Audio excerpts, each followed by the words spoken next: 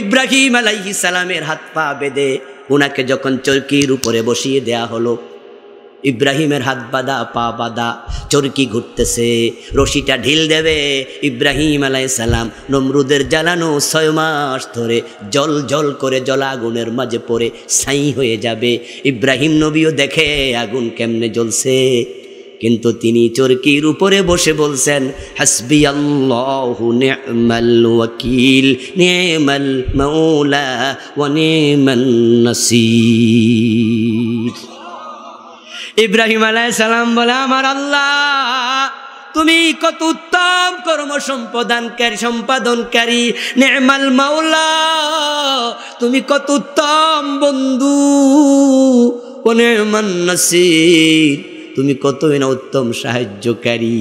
ইয়া রব্বি ইন্নাকা ফিস সামাই ওয়াহিদ ওয়া আনা ফিল আরদি ওয়াহিদ আবুদুক। ও আমার আল্লাহ, আকাশ তুমি একা চালাও, পৃথিবী তুমি একা চালাও, আকাশে তুমি একা, তাকায় দেখো জমিনে তোমার গোলাম ইব্রাহিম একা। আমার পক্ষে আমার বাবাও নাই, মাও নাই, পুরা জাতি আমার বিপক্ষে, কিন্তু আমি তোমার উপর ভরসা রাখছি। রশিতে মারলো টান, ইব্রাহিম আলাইহিস সালাম পড়ে যাচ্ছেন আগুনের দিকে। ওয়া কানা ফিল হাওয়া, তিনি তখন শূন্যে, উপরে হলো চরকি, নিচে হলো আগুন। তাড়াতাড়ি জিব্রিল আমিন দৌড়ায় আসছে, ইয়া ইব্রাহিম আলাকা হাজা আনা জিব্রিল। ও ইব্রাহিম, আমি জিব্রাইল হাজির, সাহায্য লাগলে বলেন, আমার 600 পাখা আছে, একটা দিয়া নাড়া দেব, নমরুদের আগুন জনমের মতো নিভে যাবে। আমরা হইলে কি করতাম? এ মিয়া তাড়াতাড়ি করো। কিন্তু ইব্রাহিম আলাইহিস সালাম কি বললেন? আম্মা মিনকা ফালা ওয়া আম্মা মিনাল্লাহি ফাবালা। চিৎকার দিয়ে বলেন সুবহানাল্লাহ। তাফসীর ইবনে কাসির প্রণেতা বলেন, ইব্রাহিম নবী বলতেছে, ও জিবরিল আপনাকে ধন্যবাদ, আপনার সাহায্য লাগবে না, আমার আল্লাহ যথেষ্ট। ফাজআলা খাজিনুল মাতার ইয়াকুল মাতা উমারু বিল মাতার ফামতিরুহু। বৃষ্টির দায়িত্বে নিয়োজিত ফেরেশতা ইসরাফিল আলাইহিস সালাম, মিকাইল আলাইহিস সালাম বলতেছে, ও আমার আল্লাহ, আপনার ইব্রাহিম আগুনে পড়ে যাচ্ছে, আমার একটু বৃষ্টি নাজিলের অর্ডার দেন, আমি বৃষ্টি বর্ষণ করে আগুনটা নিভাইয়া দেই। আল্লাহ বলেন, আরে ইসরাফিল না রে মিকাইল, লাগবে না তোর সাহায্য, জিব্রিলও লাগবে না, আমার ইব্রাহিম আগুনে যাক, বরং আমি আল্লাহ দায়িত্ব নিয়ে নিলাম। কুল্লা ইয়া নারু কুনি বারদাও ওয়া সালামান আলা ইব্রাহিম। সুবহানাল্লাহ পড়েন। আল্লাহ বলে, আগুন নাতিশীতোষ্ণ হয়ে যাক।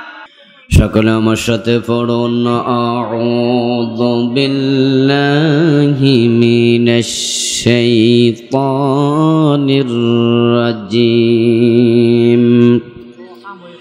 বিসমিল্লাহির রহমানির রহিম। شرع لكم من الدين ما وصى به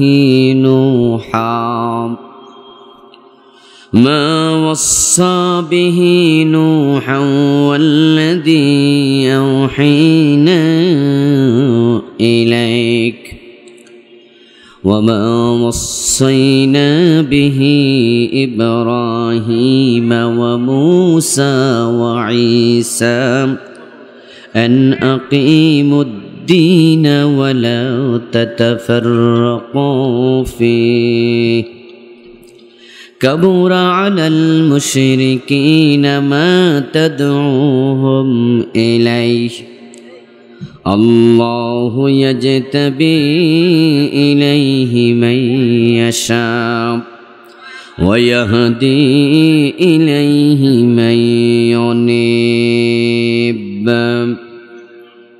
قال النبي صلى الله عليه وسلم أشد الناس بلاء الأنبياء ثم الأمثل فالأمثل أو كما قال النبي عليه الصلاة والسلام সকল মেহেরবানি করে দুরূদ ইব্রাহিম পড়ুন আল্লাহুম্মা সাল্লি আলা মুহাম্মাদিন ওয়া আলা আলি মুহাম্মাদ কামা সাল্লাইতা আলা ইব্রাহিম ওয়া আলা আলি ইব্রাহিম ইন্নাকা হামিদুম মাজিদ আল্লাহুম্মা বারিক আলা মুহাম্মাদিন ওয়া আলা আলি মুহাম্মাদ কামা বারাকতা আলা ইব্রাহিম وعلى آل إبراهيم إنك حميد مجيد اللهم صل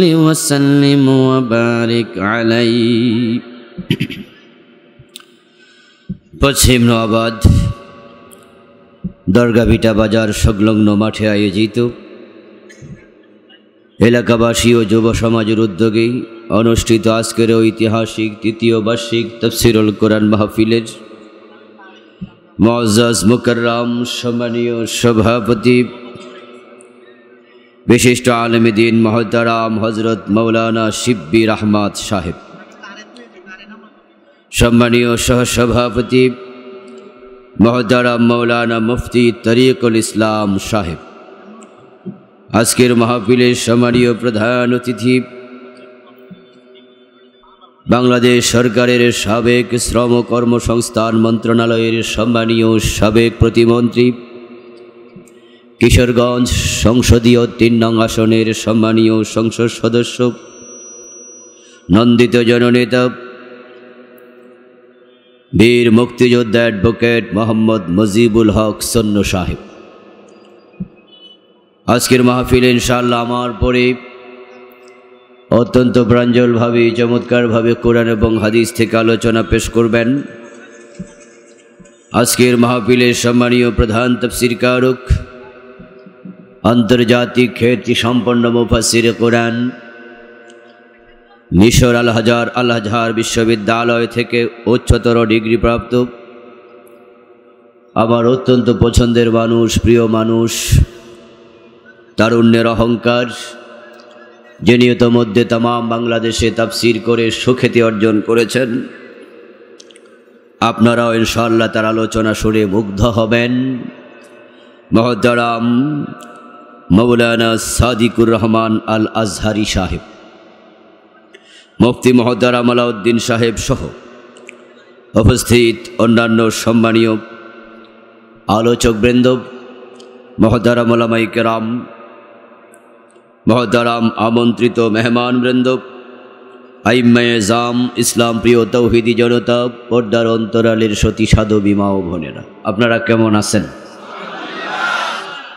মাশাআল্লাহ। আল্লাহ তাআলা আমাদের সকলকে ভালো রাখুন, সুস্থ রাখুন, ঈমানের সাথে রাখুন, বলুন আমিন। আপনারা দেখতে পাচ্ছেন সামনে অনেকগুলো ক্যামেরা। যদি মঞ্চটা ভেঙে পড়ে ক্যামেরা রেকর্ড হবে না? কথা বলেন, হবে? অনেকগুলো লাইভ চলছে। মঞ্চ ভাঙার সাথে সাথে তামাম পৃথিবীতে খবর হবে অমুক মাহফিলে মঞ্চটা ভেঙে পড়েছে। এতে করে দেখতে এটা অড লাগবে, অসুন্দর লাগবে। মাহফিল কমিটির আয়োজনের ব্যাপারে প্রশ্ন হবে যে কি মঞ্চ বানাই সুমিয়া ভেঙে পড়ে গেছে। এই জন্য আমরা অনুরোধ করব, যারা একটু কম বয়স্ক আছেন তারা যদি স্বেচ্ছায় নেমে যেতেন, মুরব্বীরা থাকুক, কারণ মাহফিল কমিটি আপনাদেরকে বলতে বিব্রত বোধ করছে যে কেমনে বলি নামেন, কিন্তু ভেঙে পড়লে তো আপনি সহ পড়বেন।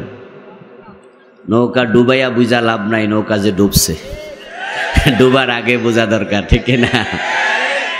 এজন্য একটু মেহরবানি করে যদি একটু 2-4 জন ভাই নেমে যেতেন ভালো হতো আর কি। এরপরে আপনাদের ক্যামেরাম্যানদের উপরে আপনাদের যে আক্রমণাত্মক অবস্থা দেখেছি, এটা কিন্তু ঠিক নয়। এই মিডিয়াগুলো দ্বীনের কল্যাণে কাজ করছে, ঠিক না? এরপরে তারা আপনাদের মেহমান। তবে হ্যাঁ, আমাদের চেহারা না দেখলে কথা শুনে মজা পান না, এটাও ঠিক। আপনারা কথা শুনছেন, এখানে ধরেন 5,000, 7,000, 10,000 লোক আজকের এই মাহফিল আলোচনাগুলো শুনছেন। কিন্তু ক্যামেরার মাধ্যমে তারা যখন এগুলো ভিডিও আপলোড করবে, শুনবে, তখন একটা ক্যামেরা থেকে 1 লক্ষ লোক, 2 লক্ষ, 5 লক্ষ ভিউয়ার্স হবে। এমনও হতে পারে একটা মাহফিল 1 কোটি লোক দেখবে। আপনারা দিনের কথা শুনলে যদি অন্তরে তাসির হয়, দিল পরিবর্তন হয়, কোরআনের প্রতি মহব্বত তৈরি হয়, এই আলোচনাগুলো যারা ক্যামেরায় শুনবে রেকর্ডের পরে, তাদের কি তাসির হওয়ার সম্ভাবনা নাই?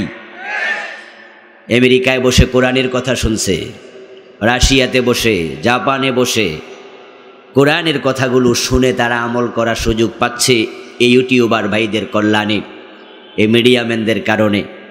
তাই তাদের এই কাজটাকেও আমাদের অ্যাপ্রিসিয়েট করা উচিত, সুযোগ করে দেয়া দরকার। এই জন্য তাদের সাথে রাফ বিহেভ করবেন না দয়া করে, ঠিক আছে? তারাও দিন প্রচারের সহযোগী। আল্লাহ তাদেরকেও তার দিনের জন্য কবুল করুন। আল্লাহ তাআলার পবিত্র জাতের লাখো কোটি শুকরিয়া জ্ঞাপন করছি, যে মহান মনিব অত্যন্ত মেহেরবানি করে আজকের এই মাহফিলে আমাদের সকলকে সমবেত হওয়ার তৌফিক দিলেন। করোনার চরম বিপর্যস্ততার মাঝেও আমাদেরকে তিনি সুস্থ রাখলেন। শুকরিয়া জানাই আল্লাহকে এজন্যই, যিনি কোরআনের কথা বলার মতো, শোনার মতো যে কোরআনমুখী দিল দরকার, দয়া করে আমাদের সে মন মানসিকতাও দিলেন। এত সব নেয়ামতে যে মহান মনিব আমাদের ধন্য করলেন। আমরা আলোচনার শুরুতে মন প্রাণ উজাড় করে অন্তরের সবটুকুন শ্রদ্ধা এবং ভালোবাসা দিয়ে আমাদের সে মনিব আল্লাহ তাআলাকে শুকরিয়া জানাই, কৃতজ্ঞতা জানাই। সবাই মিলে জোরে জোরে একবার কালিমাতুশ শুকর পড়ি, আলহামদুলিল্লাহ। দরুদ ও সালাম বিশ্বনবী সাইয়্যিদুল মুরসালিন, ইমামুনা কুদওয়াতুনা হাবিবুনা সানাদুনা তাবিবু কুলুবিনা মুহাম্মাদুর রাসূলুল্লাহ সাল্লাল্লাহু আলাইহি ওয়াসাল্লামের উপর, সাহাবায়ে কেরাম ও শুহাদায়ে জামের আলা ইল্লিয়িন আল্লাহ তাআলার কাছে কামনা করছি, বলুন আমিন। সম্মানীয় ভাইয়েরা, কথা বলবেন না। আমি আপনাদের সম্মুখে পবিত্র কোরআন মাজিদ থেকে সূরাতুশ শূরা এর 13 নম্বর আয়াত তিলাওয়াত করেছি। বিশ্বনবীর পবিত্র মুখ অনুসৃত সহিহ বুখারীতে উদ্ধৃত ছোট্ট একখানা হাদিসে নববী পাঠ করেছি। আল্লাহ তাআলা তৌফিক দান করলে এখান থেকে কিছু কথা বলবো। ওয়ামা তৌফিকি ইল্লা বিল্লাহ। আলোচনাতে যাওয়ার আগে অনুরোধ করতে চাই, আপনারা দেখতে পাচ্ছেন যে দুপাশে অনেক ভাইয়েরা দাঁড়িয়ে আছে, অনেকে এখনো রাস্তায় আছে, আসবে। আপনারা যারা আগে আসছেন আপনাদের ভাগ্য ভালো, নিজেও বসার জায়গা পাইছেন, জুতা রাখার জায়গাটাও পাইছেন, ঠিক না? এই যে ফাঁকা দেখা যায় কিছু উপর থেকে, ওই ফাঁকা জায়গায় কি আছে? জুতা রাখছেন। অথচ অনেকে বসার জায়গায় পাবে না কিছুক্ষণ পরে, এখনো দাঁড়িয়ে আছে অনেকে। জুতাটা যদি আপনি একটু নিচে দিয়া অথবা আপনার ময়লা না থাকলে কোলে নিয়ে বসে অন্য ভাইয়ের জন্য একটু জায়গা করে দেন, এতে করে কি সওয়াব হবে না? তাআওয়ানু আলাল বিররি ওয়াত তাকওয়া, ভালো কাজে সহযোগিতা করতে বলেছেন কে? তো আল্লাহর এই আদেশটা আমরা একটু মানি। যাদের কাছে 5 ইঞ্চি জায়গা ফাঁকা আছে, অনুরোধ করব ওইটুকু জায়গা আপনি মেহেরবানি করে ফিল আপ করে দিন, একটু নড়াচড়া দেন। একটুকু জায়গাও আমরা খালি রাখতে চাই না। যাদের জায়গা নাই তারা একটু নড়েন, চেষ্টা করুন 1 ইঞ্চি হলেও ফাঁকা জায়গা তৈরি করুন। যারা দাঁড়ায় আছেন তারা একটু ভিতরে ঢুকে যান, সুযোগ জীবনে বারবার আসবে না।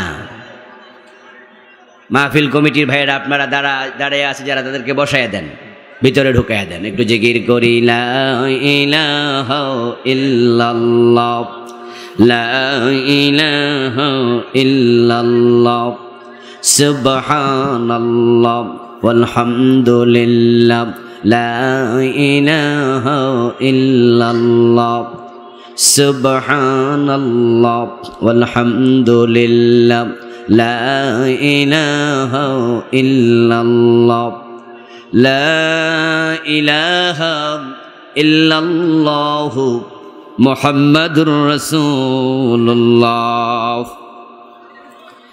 আল্লাহ তাআলা সূরাতুশ শুরা এর 13 নম্বর আয়াতে কি বলছেন আসুন আমরা আলোচনা শুরু করি।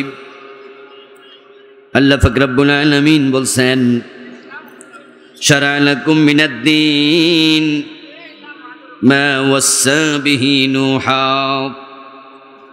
হে নবী মুহাম্মদ সাল্লাল্লাহু আলাইহি ওয়াসাল্লাম,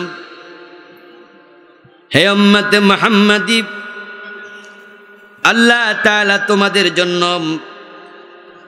এমন এক শরীয়ত তিনি প্রণয়ন করলেন, শারআ লাকুম, তিনি তোমাদের জন্য দিলেন, মিনাদ-দীন, এমন এক দিন যেই দিনের ব্যাপারে আল্লাহ পাক রব্বুল আলামিন নূহ নবীকে আদেশ করেছিলেন, মা ওয়াসসা বিহি নূহা, নূহকে তিনি আদেশ করেছেন,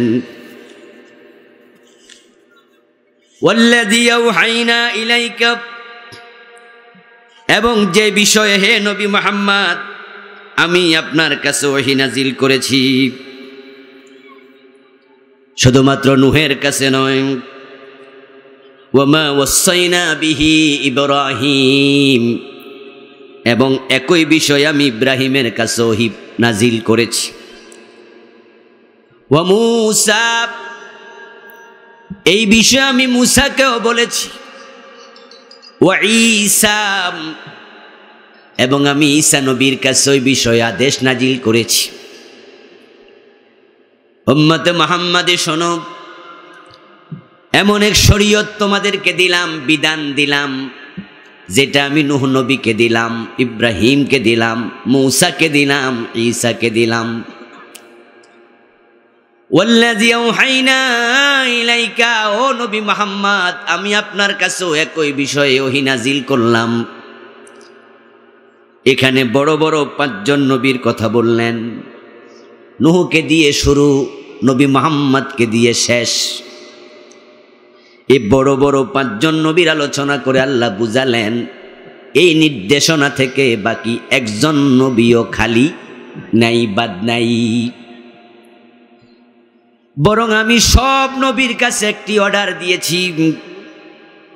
আর শেষ নবী মুহাম্মাদের উম্মত তোমরা শোনো, নবী মুহাম্মাদের পরে আর কোনো নবী আসবে না, তাই এই অর্ডারটা আমি তোমাদের কাছেও চলমান রেখেছি।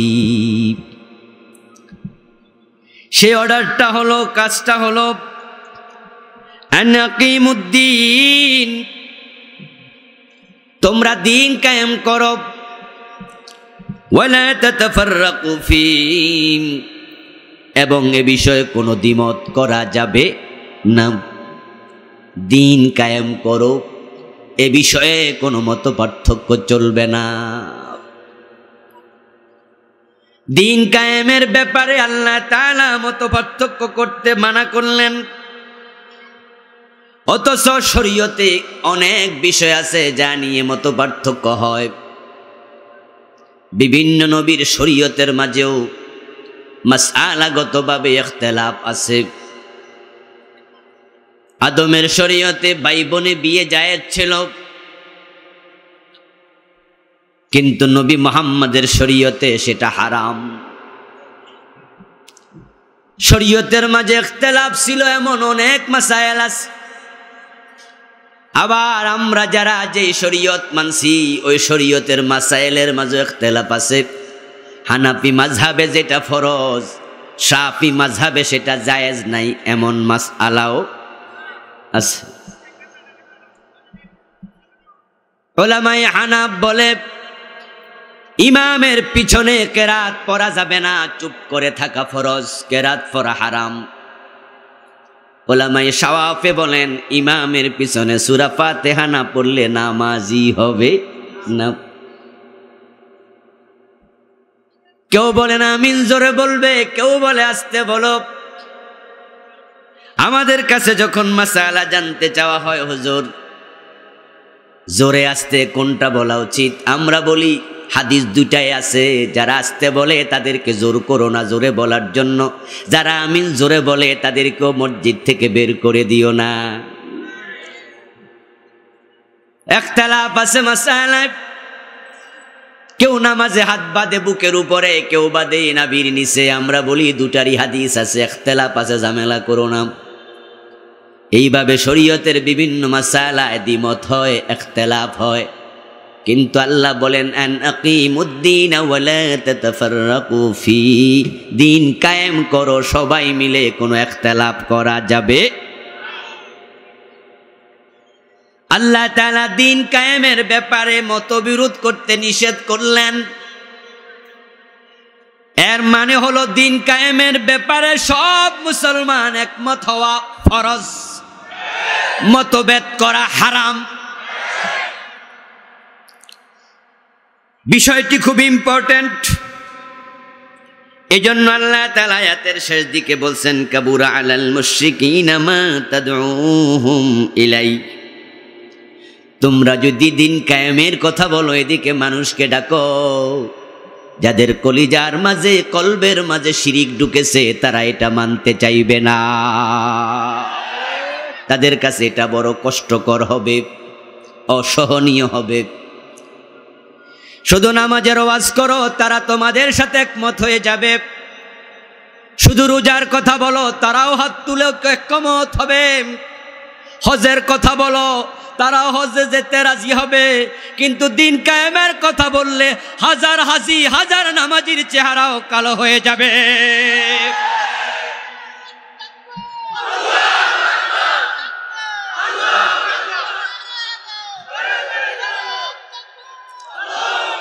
কারণ অনেক নামাজির ভিতরে শিরিক আছে না নাই?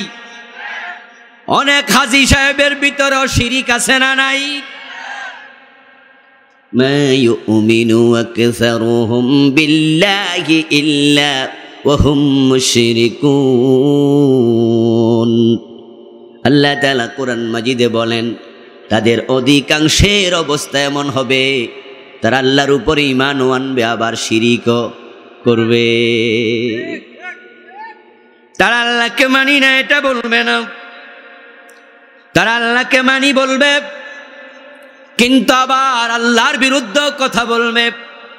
তারা কোরআন মানি না এটা বলবে না, তারা কোরআন তেলাওয়াত করবে। নিজেরা না পারলে মা বাবা মারা গেলে হুজুর এনে কোরআন পড়াবে, হাদিয়া তোফাও দেবে। নিজেরা কোরআন পড়বে, কোরআন শুনবে, খতম তারাবি পড়াবে। কিন্তু ওই লোকগুলো কোরআনের আইনের কথা বললে উল্টা রাজাকার বলে গালি দিয়ে দেবে।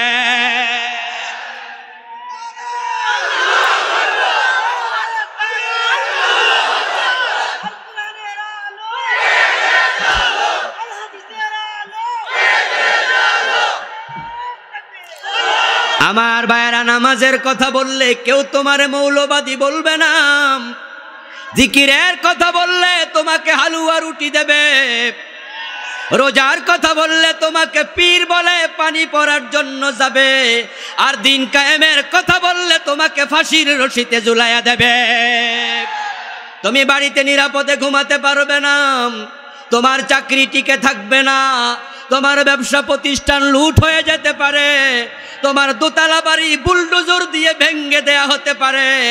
কারণ দিন কায়েমের কথা বললে যাদের কলিজায় শিরিক আছে তারা সহ্য করবে না। এটা আমার কথা না, আল্লাহর কথা। কাবুরা আলাল মুশরিকিনা মা তাদউহুম ইলাইহি,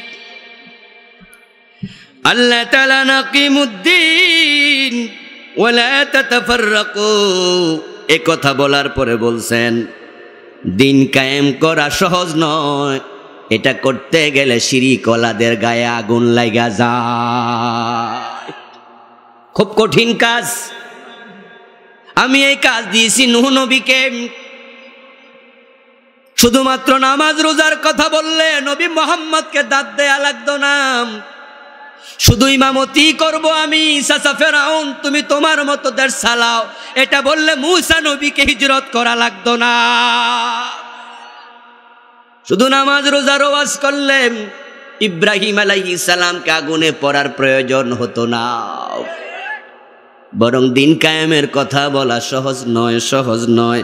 আমাদের দেশের দিকে তাকায় দেখেন বন্ধুগণ, যারা শুধুমাত্র জিকিরের ওয়াজ করে, নামাজ রোজা হজ জাকাত পদ্মা পশিদা হালাল খাও হারাম খাইও না, এই ওয়াজ নিয়ে ব্যস্ত আছে। সমাজে দিন কায়েম করা লাগবে, এই চ্যাপ্টারে যায় না, তাদের সিলেবাসে এই চ্যাপ্টারটা নাই। ওই হুজুরদের হাদিয়ার অভাব হয় না, গর্দান মোটা হয়ে যায়, খাইতে খাইতে পেট বড় হয়ে যায়। আর যারা নামাজ রোজা জিকিরের সাথে দিন কায়েমের কথা বলে, তাদেরকে কারাগারের অন্ধকার প্রকোষ্ঠে রাত কাটানো লাগছে।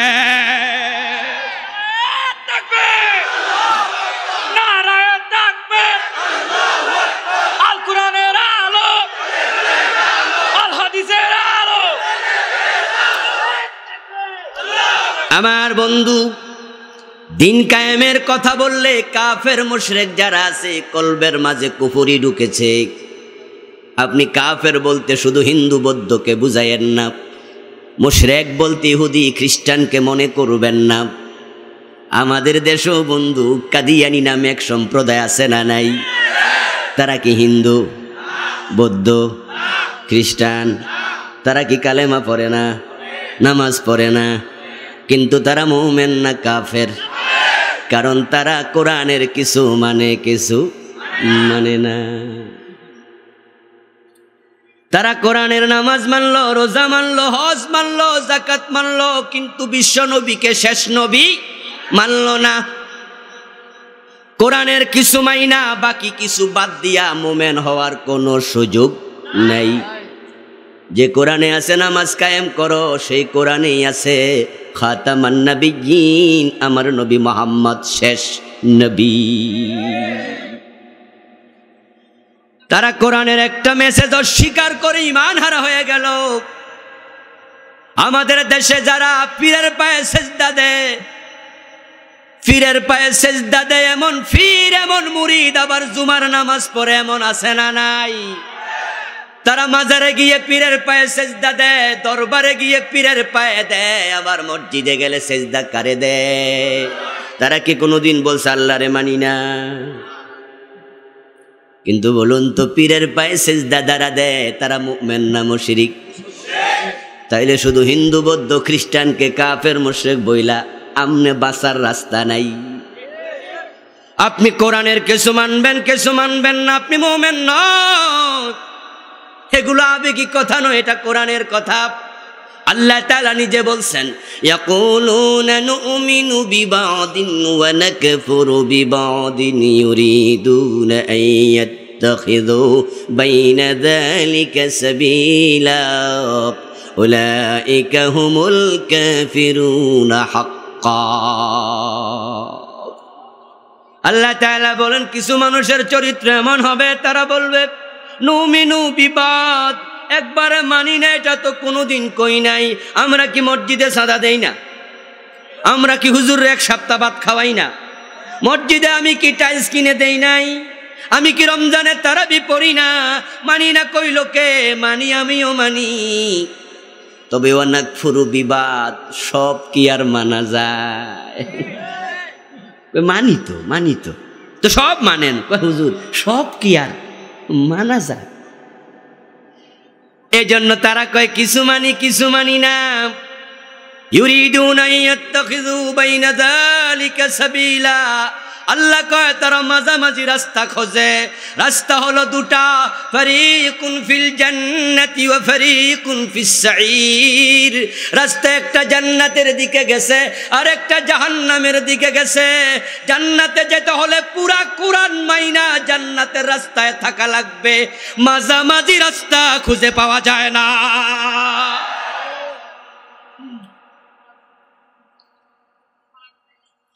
আল্লাহর বক্তব্য, আফাতুমিনুনা বিবাদিল কিতাবি ওয়া তাকফুরুনা বিবাদিন ফামা জাযাউ মান ইয়াফআলু যালিকা মিনকুম ইল্লা খিzyun ফিল হায়াতিদ দুনিয়া ওয়া ইয়াওমাল কিয়ামাতি ইউরাদ্দুনা ইলা আশাদ্দিল আযাব। আল্লাহু আকবার। আল্লাহ তাআলা সব ক্লিয়ার করে দিয়েছেন, আল হালালু বাইয়িন ওয়াল হারামু বাইয়িন ও স্পষ্টতা নাই, সব স্পষ্ট। ইসলামের মাঝে কোনো গোজামিল নাই।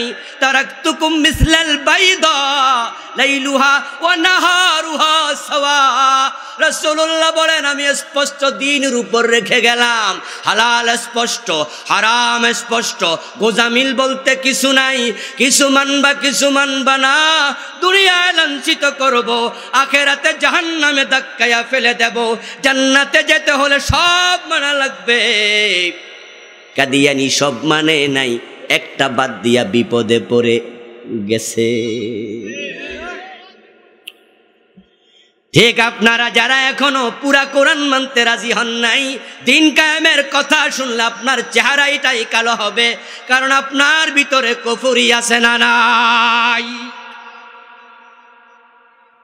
শিরিক যাদের ভিতরে আছে, কাবুর আলাল মুশরিকিন মা তাদউহুম ইলাই। আল্লাহ কো নবী ইব্রাহিম, মুসা, ঈসা, নূহ, ও নবী মুহাম্মদ, যে দিন কায়েমের দিকে মানুষকে তুমি ডাকছো, যাদের কলবে শিরিক আছে তারা এটা সহ্য করবে না। আপনাদের এলাকার ভাইদের বলছি, যারা আজকে শ্রোতা আমার, একটু আওয়াজ করে বলুন তো, মসজিদে আমরা কোন পা দিয়ে ঢুকি? কথা বলতে হবে, কোন পা দিয়ে বের হই? নামাজ শুরু হয় আল্লাহু আকবার দিয়ে, সালাম ফিরে শেষ হয়, ঠিক না? কারো দ্বিমত আছে? সবাই একমত? মসজিদে আপনি ঢুকেছেন, যতক্ষণ মসজিদে থাকবেন, ঢোকা থেকে শুরু হয়ে বের হওয়া পর্যন্ত কোরআন হাদিসের বাহিরে নিজেও চলেন না। কাউকে চলতে দেখলে সেটাও সহ্য করেন না। যদি মসজিদে এলাকার কোনো নেতার ছেলে সে জোরে কথা বলে, ইমাম সাহেব ধমক দেয়া লাগে না, পাশের মুসল্লি ধমকায়া সোজা করে দেয়, ঠিক না? যদি কোনো যুবক একটু জোরে কথা বলে, পাশের একজনে সাইপ্পা ধরে, এই এই এই, এটা মসজিদ। আমার বন্ধু মসজিদে ঢুকেছেন, বের হওয়া পর্যন্ত আল্লাহ এবং রাসূলের কথার বাহিরে চলেন না। কেউ চললে সেটা সহ্য করেন না। ইমাম আপনার বাবা মাগরিবের নামাজের ফরজ 2 রাকাত পরে সালাম ফিরিয়ে দিচ্ছে ভুলে, আপনি ছেলে মুক্তাদি, বাবার সাথে সালাম ফিরাবেন নাকি লোকমা দিবেন? চুপ করে আছেন কেন? সালাম ফিরাবেন না লোকমা দেবেন? বাবারেও সার দেয় না, ছেলে বাবারে সারে না। মসজিদ আল্লাহর আইনের বাহিরে কেউ চলতে পারবা না। সব মুসল্লি হুজুর, জি হুজুর, ঠিক আছে হুজুর। আল্লাহর আইনে মসজিদ চলবে, রাসূলের আইনে মসজিদ চলবে। ডান পা দিয়ে ঢোকো, বাম পা দিয়ে বের হও। তাকবীরে তাহরিমা বেঁধে দাঁড়ায় গেছো, আল্লাহু আকবার বলেছো, পিছনে এসে তোমার মুরব্বি, ওস্তাদ, তোমার বাবা নামাজ চলাকালে এসে আপনারে জিজ্ঞাসা করতেছে, কিরে বাজান কেমন আছো? কথা বলবেন? আল্লাহ মানা করছে। আমি আমার ওস্তাদের সাথেও কথা আর বলবো না, এটার নাম তাকবীরে তাহরিমা। আমি দুনিয়া ছেড়ে দিয়েছি আল্লাহর কথা মতো, জিনা কাউকে মানি না। সব মনে হয় যেন খাইছে কারে কয় রে, সব তো আল্লাহর ওলি হইয়া গেছে, আল্লাহ ছাড়া কাউকে মানে না। আল্লাহ বেহেশত তাদেরকে না দিয়া দেয় কারে। কিন্তু ঝামেলা তো আরেক জায়গায়, সেটা হলো তুমি মসজিদে যে আল্লাহর আইন মানো, আদালতে সে আল্লাহর আইন মানতে রাজি হও নাই। হুজুর যখন জুমার খুতবায় বলে আল্লাহর আইনে মসজিদ চলবে, সভাপতির আইনে চলবে না, সেক্রেটারির আইনে চলবে না, আমি ইমাম আমার আইনও চলবে না। মুসল্লিরা কইছে হুজুর ঠিক কইছেন, চলছে আল্লাহর আইন। মনে হয় যেন ইসলামী রাষ্ট্রই কায়েম হয়ে গেছে। সব মুসলমান একমত।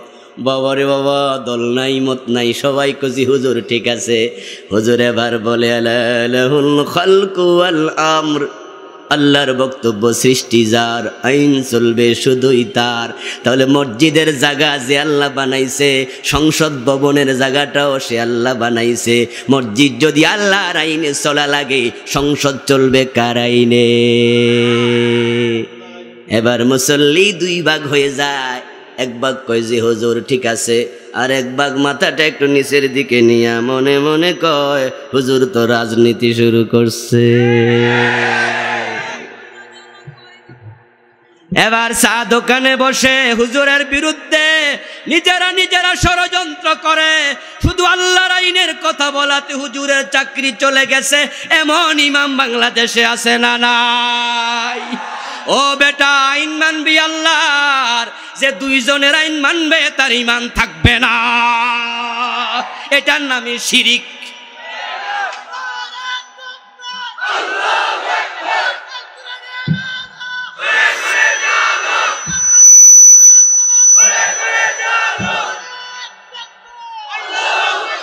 আমার বন্ধু সেজদার মালিককে, জোরে বলুন সেজদার মালিককে।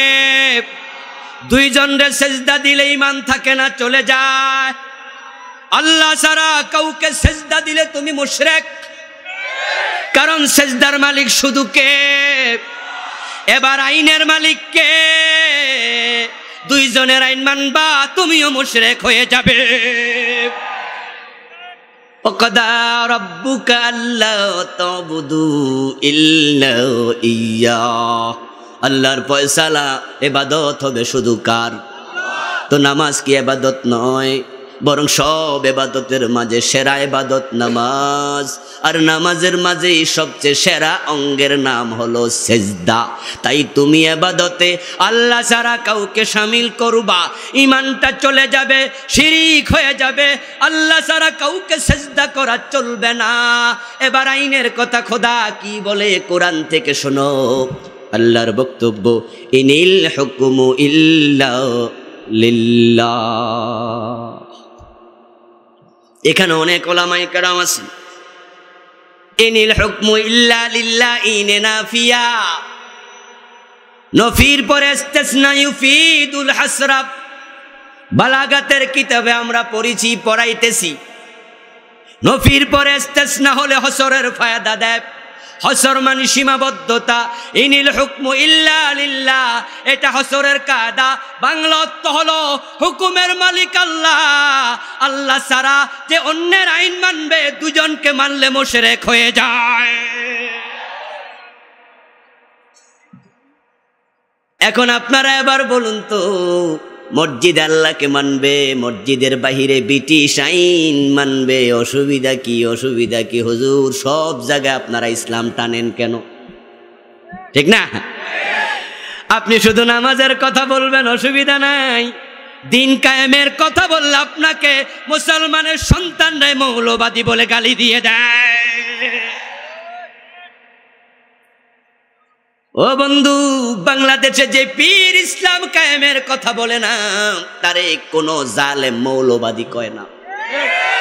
বাংলাদেশের যে বক্তা দিন কায়েমের কথা বলে না, ওই বক্তাকে কোনো নাস্তিক মৌলবাদী বলে গালি দেয় না। মৌলবাদী কারা? যারা সংসদে ইসলাম নিতে চায়, গণভবনে কোরআন নিতে চায়, বঙ্গভবন কোরআন দিয়ে চালাতে চায়, সচিবালয় আল্লাহর আইনে চালাতে চায়, মন্ত্রণালয় চালাতে চায়, ব্যক্তি জীবন থেকে সংসদ ভবন পর্যন্ত, টপ থেকে বটম পর্যন্ত, নৌকাটা থেকে রাষ্ট্র পরিচালনা পর্যন্ত সব জায়গায় ইসলাম চায়। ওই জাহেলেরা তাদেরকে মৌলবাদী বলে গালি দিচ্ছে কেন? দেখ, কাবুর আলাল মুশরিকিনা মা তাদউহুম ইলাই।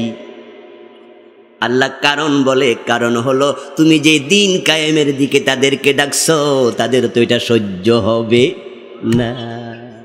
কে বলছে? আওয়াজ করেন, কে বলেছে?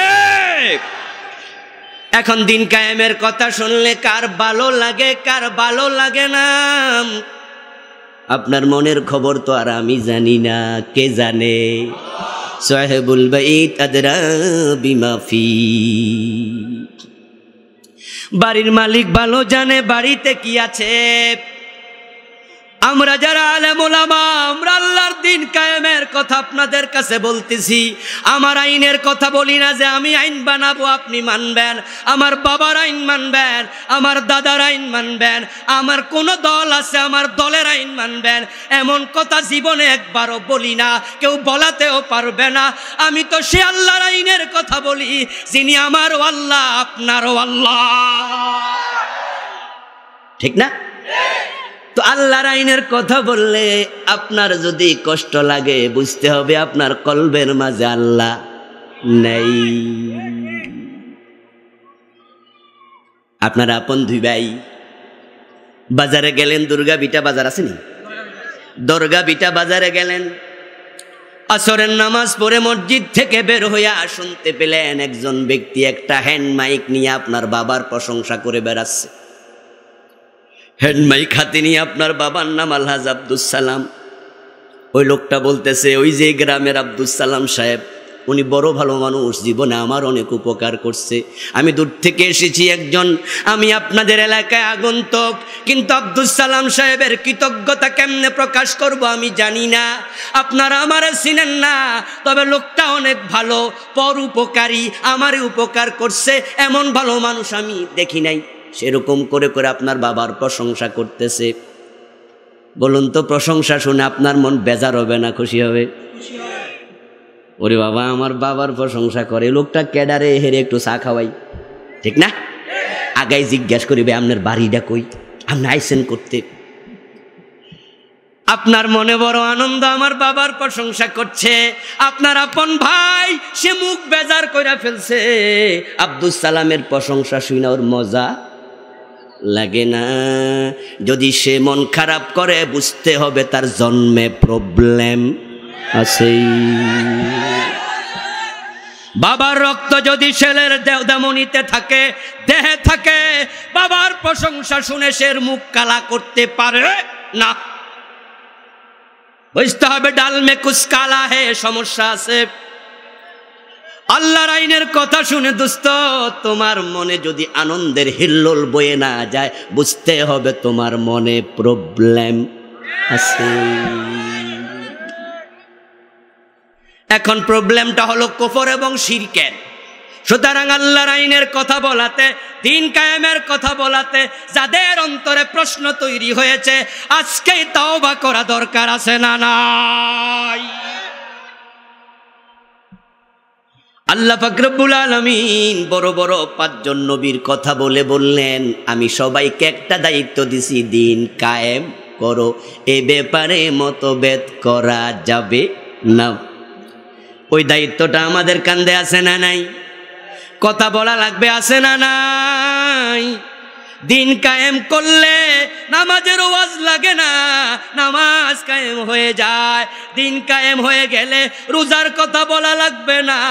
দিনের বেলায় হোটেল রেস্তোরাঁ খোলার সাহস কেউ দেখাবে না। দিন কায়েম হবে, আজান হওয়ার সাথে সাথে দোকান বন্ধ হতে বাধ্য। আল্লাহ তাআলা বলেন, আল্লাযীনা ইম্মাক্কান্নাহুম ফিল আরদি ইয়াকামুস সালাতা ওয়া আতাউয যাকাতা ওয়া আমারু বিল মারুফি ওয়া নাহাউ আনিল মুনকার। আওয়াজ করে বলেন সুবহানাল্লাহ। আল্লাহ তাআলা বলেন, কোন রাষ্ট্রে যদি, এই গরম লাগতেছে, আল্লাহ তাআলা বলেন, কোন রাষ্ট্রে কোন এলাকায় যদি আমার বান্দাদেরকে আমি জায়গা দেই, স্থিতি দেই, দায়িত্ব দেই, রাষ্ট্র ক্ষমতা মুমিনেরা গ্রহণ করে, তাদেরকে আমি আল্লাহর পক্ষ থেকে 4 দফা দায়িত্ব দিলাম। 1 নাম্বার, আকামুস সালাহ, তারা আইন করে নামাজ কায়েম করবে। নামাজ যদি কায়েম হয়ে যায়, ও আমার ভাইরা, আর ওয়াজ লাগবে না, আজান হবে, দোকান বন্ধ হয়ে যাবে। যারা নামাজে যাবে না, ইমাম আবু হানিফা, শাফি, মালিক, আহমদ ইবনে হাম্বল রাহিমাহুমুল্লাহ 4 মাযহাবের ইত্তেফাক ফতোয়া হলো তাকে জেলে দিতে হবে। নামাজের আইন হবে, আপনি নামাজ পড়বেন না, জেলে যেতে হবে। ইমাম শাফি রাহিমাহুল্লাহ বলেন, শুধু জেলে দিলে হবে না, জেলে দেওয়ার আগে তারে কিছু বেত্রাঘাত করতে হবে। ঠেলার নাম বাবাজি। সৌদি আরবে আজানের সাথে সাথে দোকান বন্ধ হয়ে যায়। আমি ব্যক্তিগত একটি ঘটনা সংক্ষেপে বলছি। একটা আবায়া কেনার জন্য মদিনার এক দোকানে ঢুকলাম। দেশে ফিরবো, সেদিন রমজান মাস চলছিল। আসরের পরে দেশ ফিরবো, লাগেজ গোছাবো, জোহরে যাচ্ছি। দোকানে ঢুকে বললাম, আবায়া দেন।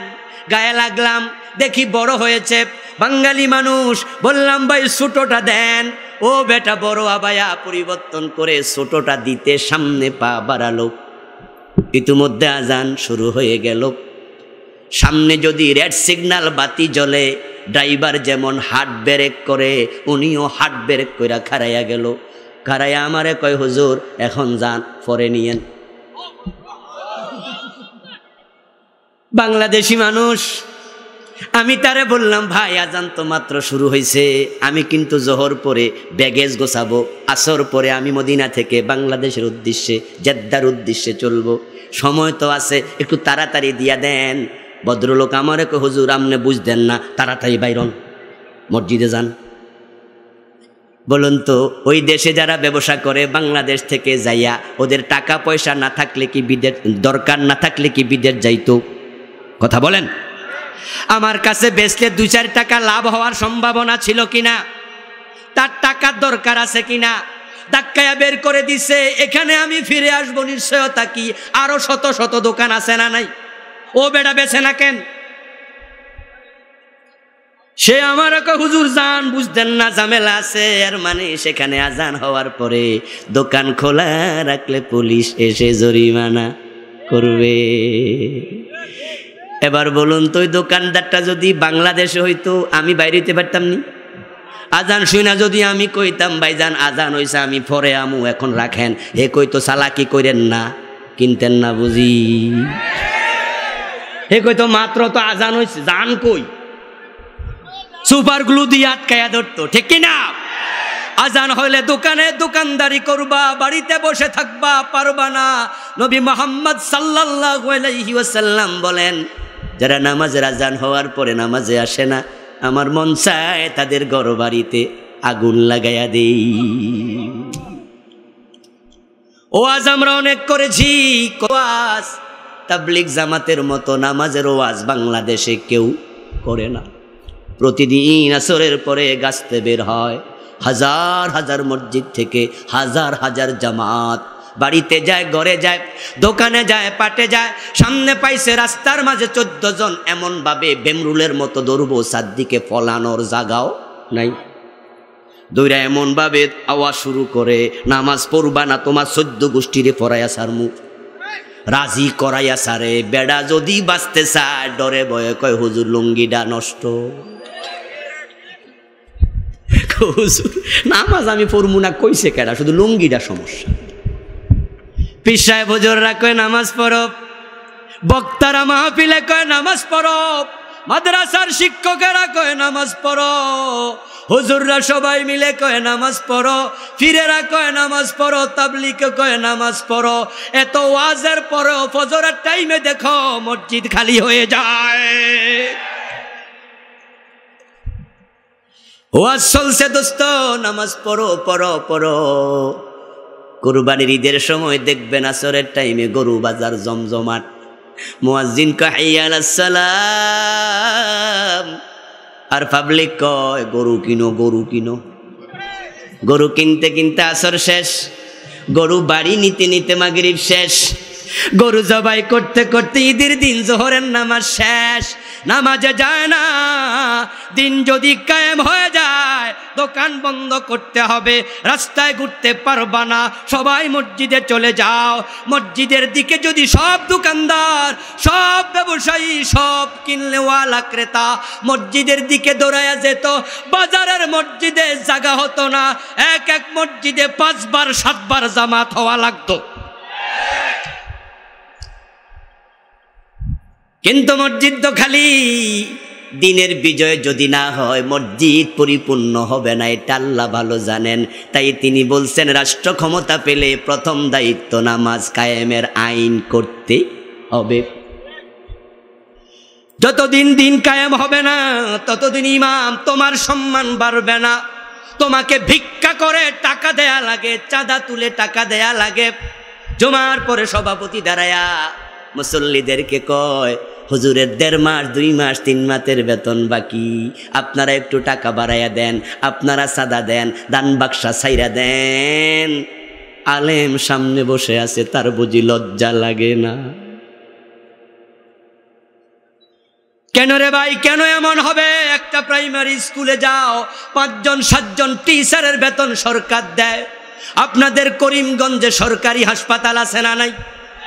হাসপাতালে যাবেন, পিয়নের বেতন কে দেয়? কথা বলেন কে দেয়? ডাক্তারের বেতন সরকার দেয় কিনা? জারুদারের বেতন কে দেয়? জারুদারের বেতনের টাকা আছে, পিয়নের বেতন দেওয়ার টাকা আছে, সব ডাক্তারের বেতন দেওয়ার টাকা আছে, সরকারি কলেজে যাও দারোয়ানের টাকা দেওয়ার টাকা আছে, সরকার আপনার যারা ঘন্টা পিটায় সেই কি বলে এগুলারে দপ্তরি সাহেবের বেতন দিচ্ছে সরকার, প্রিন্সিপালের বেতন দেওয়ার টাকা আছে, সবার টাকা আছে। মসজিদে 2 জন মানুষ ইমাম মুয়াজ্জিন, তাদের ভিক্ষা করা কেন লাগে?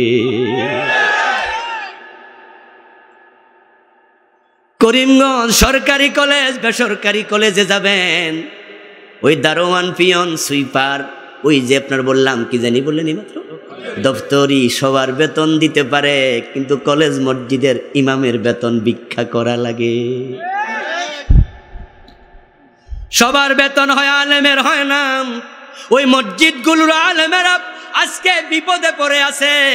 যার নামাজ নাই, রোজা নাই, গাঁজা খায়, বিড়ি টানে, সে মসজিদের সভাপতি হইয়া ইমামের দিকে চোখ রাঙ্গাইয়া কথা বলে।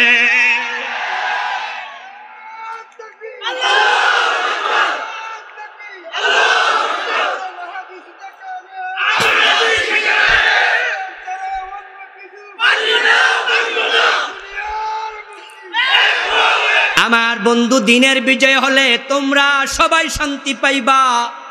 দিনের বিজয় যদি হয়ে যায়, রাতের বেলায় দরজা খোলা রেখে ঘুমাতে পারবা, চুরি হবে না।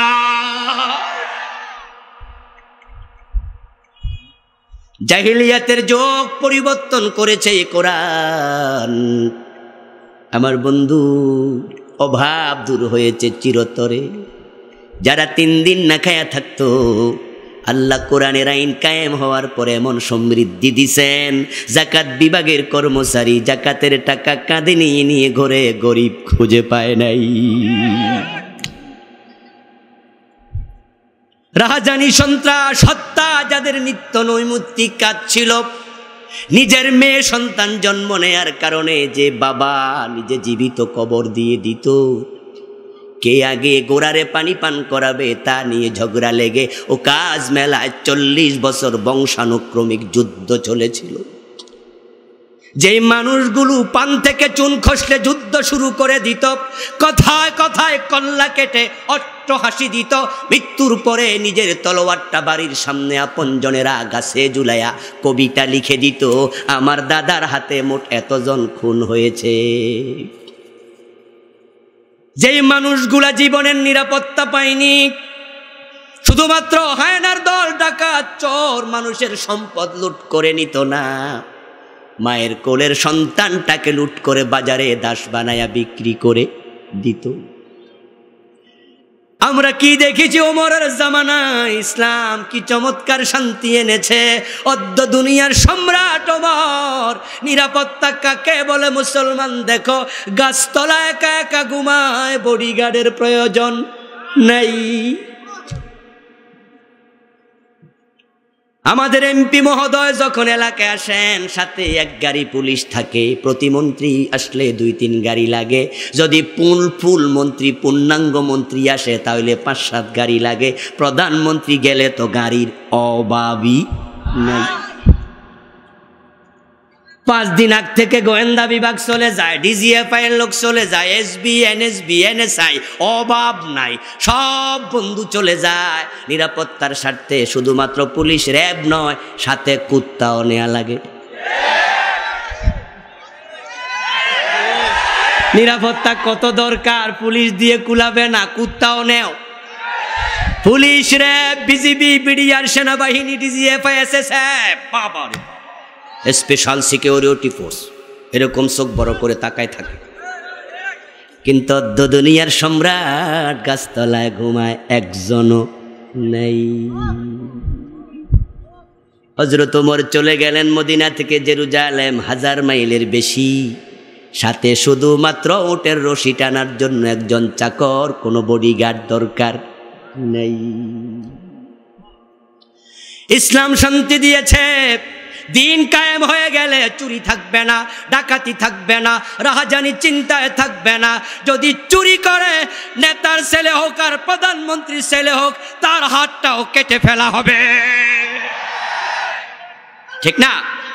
ঠিক কি না? মাদক থাকবে না, মাদক থাকবে না, ইয়াবা থাকবে না, ফেন্সিডিল থাকবে না, হেরোইন থাকবে না। আইন কায়েম হয়ে যাবে। মদ পান করলে 80 বেত লাগানো হবে।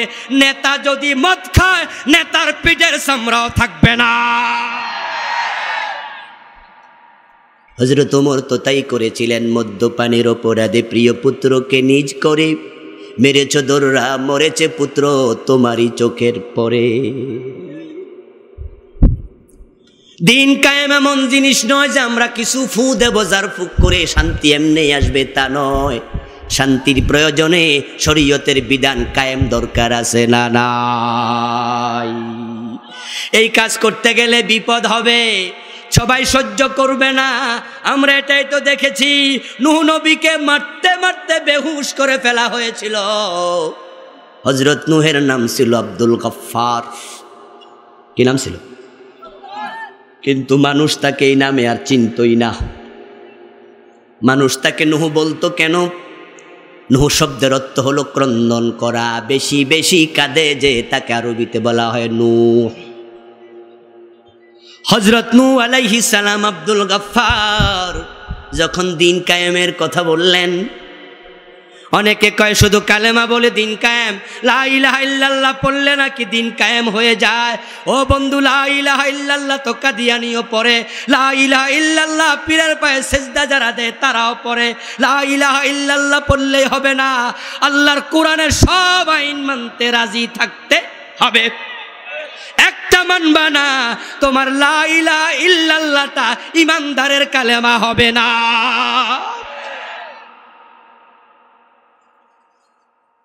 আমার মুসলমান ভাইরা, নূহ আলাইহিস সালামকে মারতে মারতে বেহুশ করে ফেলতো। তিনি হুশ হয়ে আবার দাওয়াত নিয়ে যেতেন।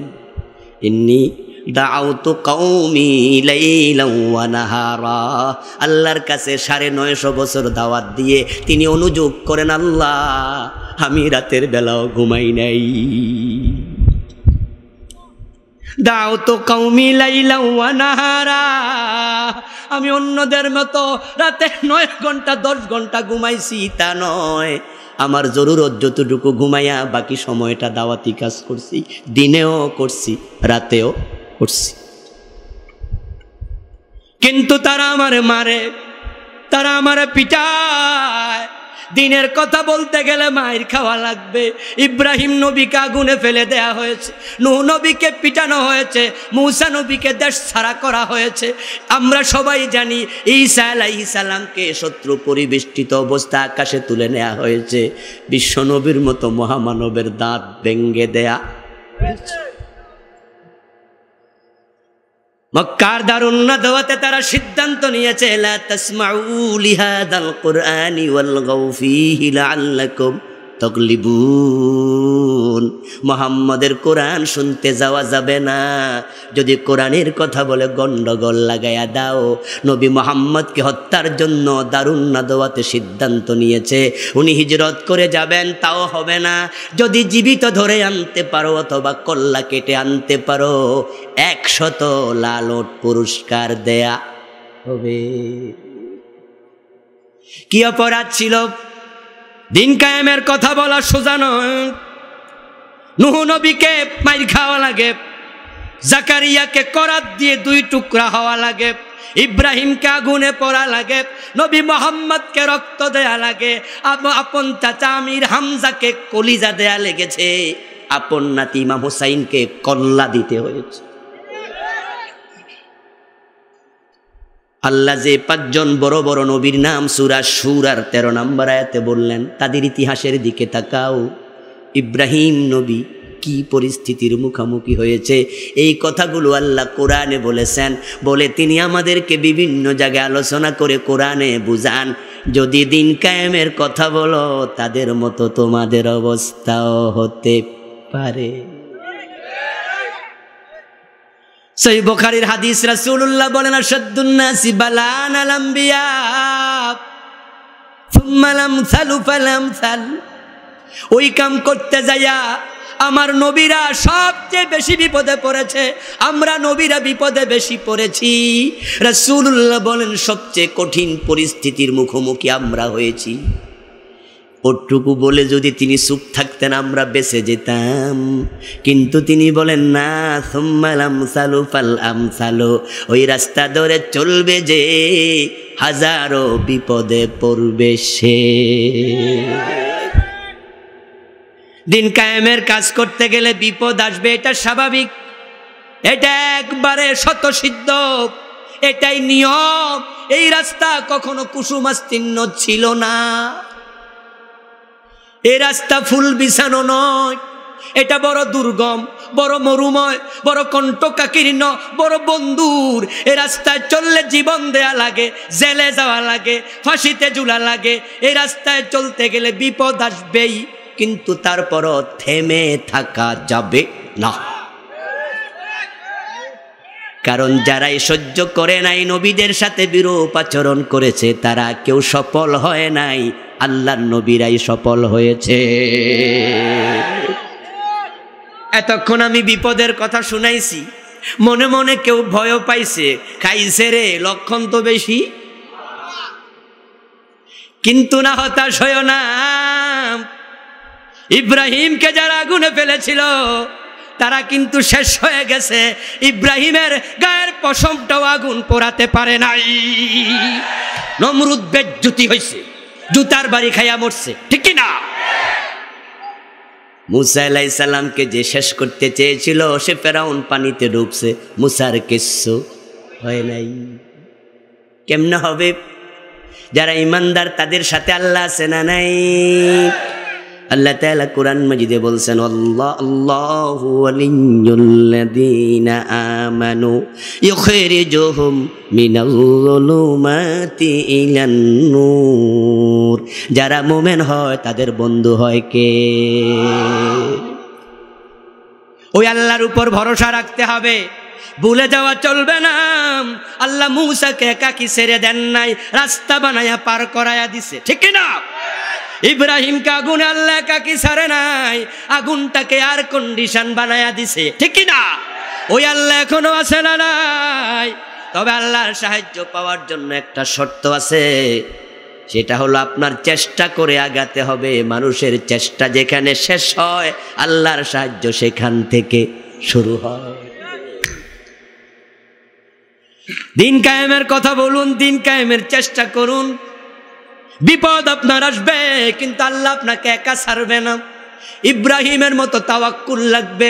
ইব্রাহিম আলাইহিস সালামের হাত পা বেঁধে উনাকে যখন চরকির উপরে বসিয়ে দেয়া হলো, ইব্রাহিমের হাত বাঁধা, পা বাঁধা, চরকি ঘুরতেছে, রশিটা ঢিল দেবে। ইব্রাহিম আলাইহিস সালাম নমরুদের জ্বালানো 6 মাস ধরে জল জল করে জলা আগুনের মাঝে পড়ে ছাই হয়ে যাবে।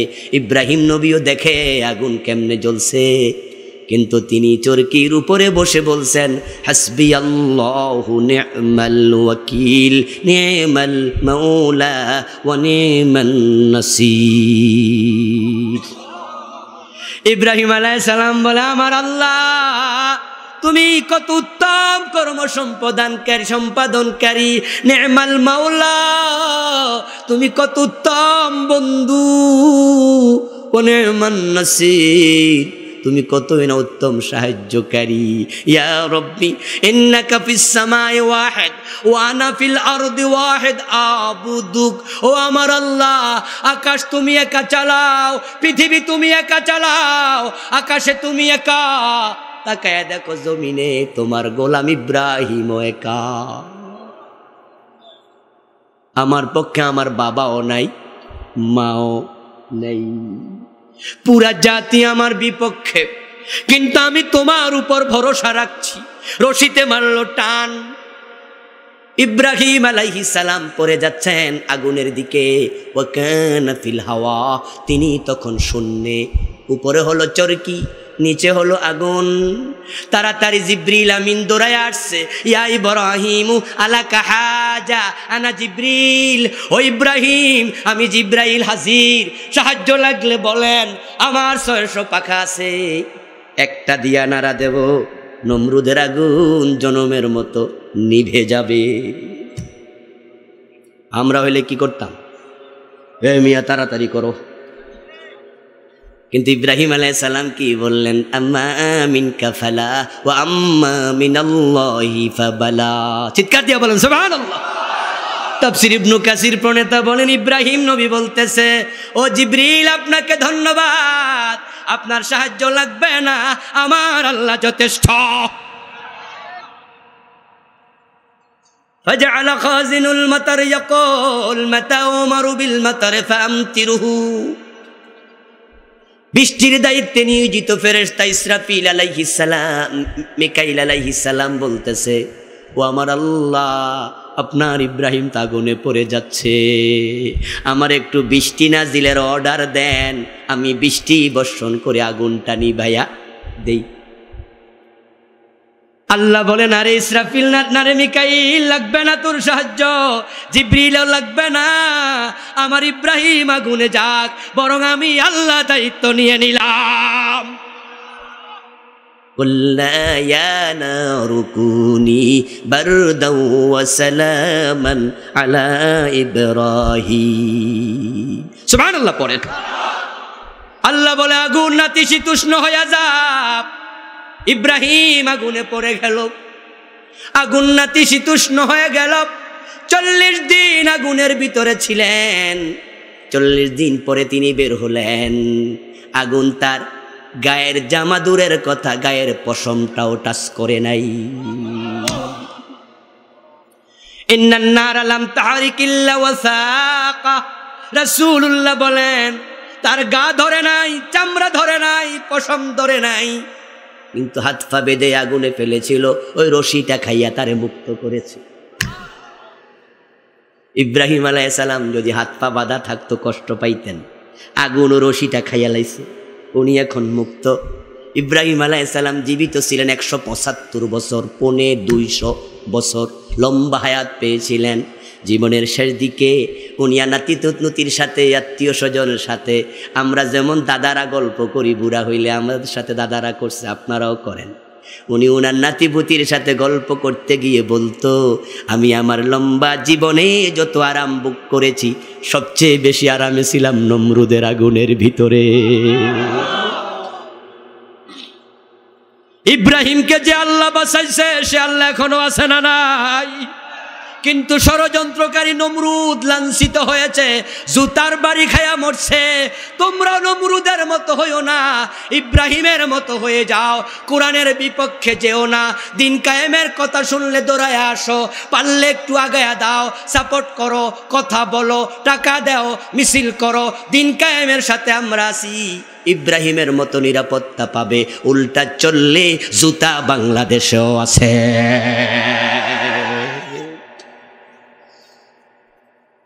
ও ভাই, নমরুদের লোকেরা নমরুদের শত্রুতা করে নমরুদকে জুতা দিয়ে পিটায় নাই, ওর সাথে শত্রুতা ছিল না। বরং আল্লাহ তাআলা ইতিহাসে পাওয়া যায়, একটা ঠ্যাং ভাঙ্গা মশা নাকের ভিতরে দিয়া ঢুকাইয়া কইছে, তুই ছাদে চইলা যা। একটা পঙ্গু মশা, সুস্থ সবল মশাও না, ওই ঠ্যাং ভাঙ্গা মশা নাকে দিয়া ঢুকে মস্তিষ্কের উপরে বসে কিটকিট করে কামড় দেয়। ওই মশারে সেখানে পাঠাইছে কে? নুমলি লাহুম ইন্না কাইদি মাতিন। আল্লাহ তাআলা কোরআনে বলে, ষড়যন্ত্র করে পার পেয়ে গেছো মনে করবা না, আমি রশিতে ঢিল দিছি, কিন্তু আমি যখন ধরি তখন ছাড়া পাওয়া যায় না। ইন্না কাইদি মাতিন, আমার ধরা বড় শক্ত, আমার কৌশল বড় মারাত্মক। ইন্না বাতশা রাব্বিকা লাশাদীদ। ও নবী মুহাম্মদ, কারা আপনার দাঁত ভেঙেছে আমি দেখেছি, কারা পাথর মেরেছে আমি দেখেছি। আমি আল্লাহ চাইলে ফেরেশতা পাঠায়া পাথর সরাইয়া দিতে পারতাম, কিন্তু সরাই নাই। কারণ ইসলামের রাস্তাটা এমন, আপনার উম্মতেরা আপনার রক্ত মাখা দেহের দিকে তাকায়া তারা বুঝবে, নবী মুহাম্মদ যদি রক্ত দিতে পারে, আমরা জীবন দিতে রাজি থাকব। তায়েফে যখন রাসূলকে পাথর আঘাতে একবারে রক্তাক্ত করে দিল, রাসূলুল্লাহ যখন এক একটা বাগানের ভিতরে ঢুকে আত্মরক্ষা করলেন, মাটিতে বসলেন, পুরা এলাকা গায়ের রক্তে ভিজে গেল। নবী মুহাম্মদ সাল্লাল্লাহু আলাইহি ওয়াসাল্লাম রক্ত তুলে তুলে গায়ে মাখছেন, মনে মনে ভাবছেন নবীর রক্ত যেই জমিনে আল্লাহর গজব আসতে পারে। মালাকুল জাবাল আসলো, মালাকুল জাবাল পাহাড়ে নিয়োজিত দায়িত্বশীল ফেরেশতা আসলো। ও নবী মুহাম্মদ, অনুমতি দেন, আমি তায়েফের পাহাড়গুলোকে একসাথ করে ডলা দেব। আপনারা যারা তায়েফে গেছেন তারা দেখেছেন তায়েফে কত হাজার হাজার পাহাড়, শত শত নয়, হাজার হাজার, শুধু পাহাড় আর পাহাড়। তায়েফে মাহফিল করার জন্য ৩-৪ বার গিয়েছি।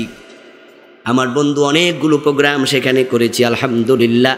ওই তায়েফে রাসূল সাল্লাল্লাহু আলাইহি ওয়াসাল্লাম রক্তাক্ত ফেরেশতা এসে বলে কিনা পাহাড় দিয়া ডলা দেবে। নবী মুহাম্মদ তো বলতে পারতেন, ও মিয়া ফেরেশতা, তোমার গায়ে এত বল যদি থাকে এখন পাহাড় তোলা দিয়া তুমি ডলা দিতে পারবা, পাথর যখন পড়ে তখন আইলা না কেন? ছোট ছোট পাথরগুলা যদি সরাইয়া দিতে আমি তো ব্যথা পেতাম না। এখন তায়েফের সবাই মেরে ফেললো তো রক্ত আর দেহে ঢুকবে না। রাসূলের প্রশ্ন ফেরেশতারে করে নাই, কারণ নবী মুহাম্মদ জানে ফেরেশতা কি নিজে নিজে আসছে না আল্লাহ পাঠাইছে। তো আল্লাহ তো আগে পাঠায় নাই, আল্লাহ বুঝাতে চান দিনের জন্য রক্ত না দিলে দিনের বিজয় হয় না। ইব্রাহিম আলাইহিস সালাম আল্লাহর উপর ভরসা রেখেছেন, সাহায্য এসে গেছে। মুসা আলাইহিস সালাম যখন পালাতে পালাতে হিজরতের রাস্তায় বাহারে আহমারের সামনে গেলেন, লোহিত সাগর, মিশর, বাহারে আহমার, যেখানে ফেরাউন ডুবে মরছে। আমাদের দেশের লোকেরা কয় নীল নদে ডুবছে, কথাটি মোটেও সঠিক কথা নয়। নীল নদ ছোট্ট একটা নদী। নীল নদের এপারে দাঁড়ায় আমি মোবাইল ওই পারে ছবি তুলছি। যদি শক্তিশালী কোনো বলার জোরে বল মারে, ক্রিকেট বল হতে পারে, ওই পাশে চলেও যেতে পারে। তবে হ্যাঁ, পৃথিবীর সবচেয়ে লম্বা নদী, পৃথিবীর 12টা দেশ নীল পরিবেষ্টন করেছে, কিন্তু প্রস্থ তার কম। আল্লাহ রাস্তা বানায়া মুসাকে পার করা লাগে না, সাঁতার কেটে যাওয়া যাবে নীল নদ। কিন্তু আল্লাহ কোরআনে বলছে ইসফারাকনা বিকুমুল বাহার, আমি সমুদ্রের রাস্তা বানাইছি, নদীতে নয়। এবং ফেরাউনের মরা লাশ 3100 বছর পরে যে জায়গায় পাওয়া গেছে, বাহারে আহমারের যেই জায়গা, ওই জায়গার নাম আপনার হামামাতু ফেরাউন। ওটা হলো তীরপ্রান্তরের কাছে তুরে সায়না যাওয়ার পথে। ওই জায়গাটাতেও আমি গিয়েছিলাম, কায়রো থেকে কয়েকশো মাইল দূরে।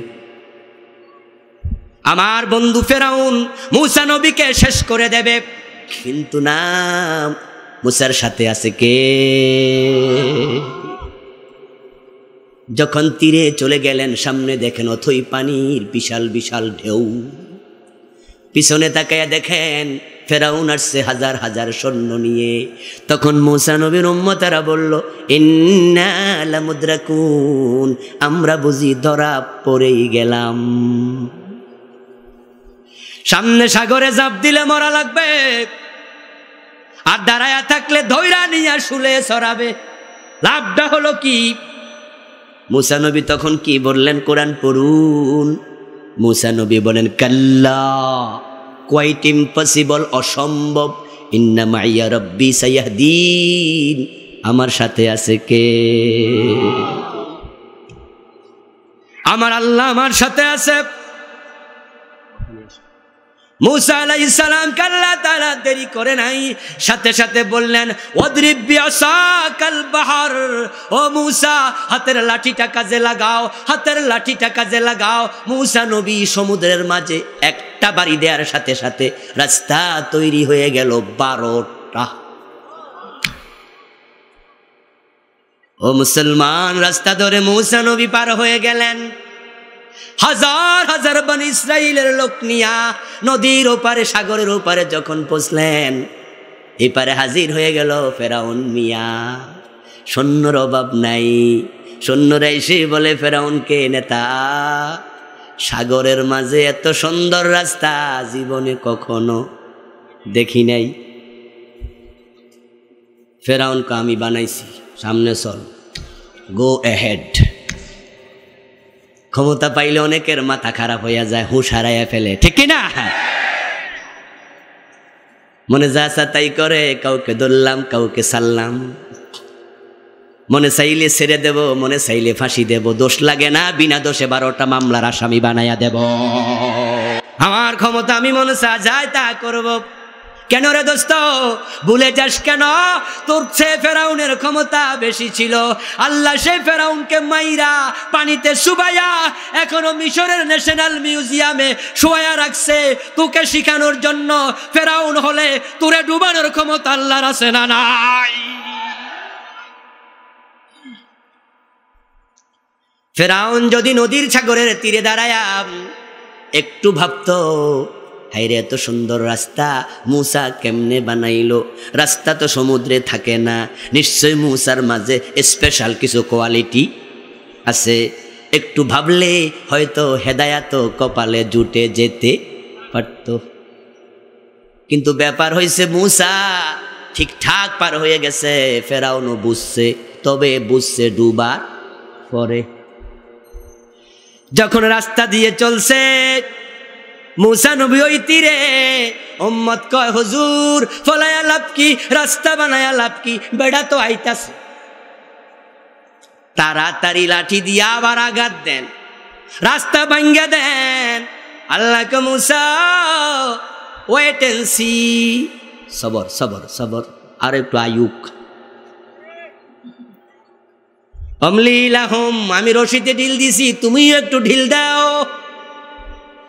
আপনারা যারা ভালো আছেন, এমপি হইয়া, মন্ত্রী হইয়া, মেম্বার হইয়া, চেয়ারম্যান হইয়া, আপনি ভালো থাকেন, আমরাও দোয়া করি, কিন্তু কোরআনের বিরুদ্ধে যাবেন না। আপনি ভাববেন অসুবিধা কি? আমি আপনাকে স্মরণ করাইয়া দেই ছোটকালের ঘুড়ি উড়ানোর কথা। ঘুড়ি যখন উড়ে, আমরা ছোটকালের রশি আরও ঢিল দিছি, ঠিক না? ঘুড়ি উপরে যায়, বাচ্চা আরো রশি ছাড়ে, ঘুড়ি আরো যায় আরো ছাড়ে। ঘুড়ি মহাকাশে যাইয়া এরকম করে মাথা নেড়ে বোঝাতে চায় আমি অনেক দূরে আর যামু না। ঘড়ি মাথা নেড়ে বুঝায় আর যাব না, আমি স্বাধীন। কিন্তু বাচ্চা নিচ থেকে মুস্কি মুস্কি হাসে, ঘুড়ি তুই যতই দূরে যাস, নাটাইটা আমার হাতে আছে, পলানোর জায়গা পাইবি না। ইন্না রাব্বাকা লাবিল মিরসাদ, আল্লাহ কোরআনে স্মরণ করায়া দেয়, বেশি মাথা লাইরো না, আমি আল্লাহ ঘাটির মাঝে বসে আছি। কোথায় যাইবা? যাওয়ার জায়গা নাই, আমার কাছে ফিরে আসতেই। মূসা আলাইহিস সালাম তাকে দেখে ফেরাউন এবার মোটামুটি মাঝখানে আইছে, হাতের লাঠি দিছে কাজে লাগাইয়া, রাস্তা গেল ভেঙ্গে। হাত্তা ইযা আদরাকাহুল গরক قال آمنت أنه لا إله إلا الذي آمنت به بنو إسرائيل। আল্লাহ তাআলা কোরআনে বলেন এবার পানি খাওয়া শুরু। হাদিসে পাওয়া যায় যতগুলো মানুষ সেদিন ডুবে মরেছিল প্রত্যেকটার জন্য আল্লাহ একজন করে ফেরেশতা পাঠাইছিল, আর ফেরাউনের জন্য পাঠাইছে স্বয়ং জিবরিল আমিনকে। যে মূসার কাছে ওহী নিয়ে আসতো সে জিবরিল আজকে হাজির। রাসূলুল্লাহ সাল্লাল্লাহু আলাইহি ওয়াসাল্লাম বলেন জিবরিল আইসা ফেরাউনের চুলগুলা চাপ দিয়া দইরা মারছে সাপ, বেটা পানি খা। ফেরাউন এবার পানি খাওয়া শুরু। 1-1.5 মিনিট সাইড পা ধরে রাখলে অবস্থাটা কি হয় নিজে তো বুঝেন। এবার দিছে সাইরা, ফেরাউন এবার কাব্বাইয়া বাইসা উঠছে, আবার দিছে সাপ, কিছুক্ষণ পরে দিছে সাইরা। ফেরাউনকে উপায় তো নাই, আমান্তু আমি ইমানদার হইয়া গেছি। আন্নাহু লা ইলাহা ইল্লাল্লাযী আমানাত বিহি বনু ইসরাঈল। ফেরাউন বলতেছে আমি সে আল্লাহর উপর ঈমান এনেছি, বনি ইসরাঈলরা যে আল্লাহর উপর ঈমান আনার কারণে রাস্তা পাইছে, আমিও একটা রাস্তা চাই। ও জিব্রাইল আমার আর ধাক্কাইস না। রাসূলুল্লাহ বলেন জিবরিল আমিন তার মাথা দৌড়ে চাপ দিয়া সাগরের তলে চলে গেলেন। ফেরাউন যখন আমান্তু আমান্তু বলা শুরু করছে, জিবরিল আমিন বলেন আমার ভাবনা উদয় হলো, আবার নিয়ে আল্লাহ তারে ক্ষমা কইরা দেয়। যেমনে কোয়া শুরু করছে, আমি সমুদ্র থেকে এক মুষ্টি মাটি নিয়া তার গালের ভিতর ঢুকাই দিলাম।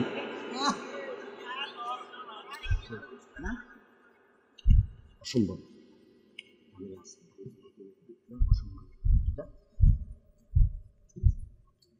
এটা জিকির করুন লা ইলাহা ইল্লাল্লাহ। আপনারা মেহমান নিয়ে আসেন, মেহমান নিয়ে আসেন। বলে দিচ্ছি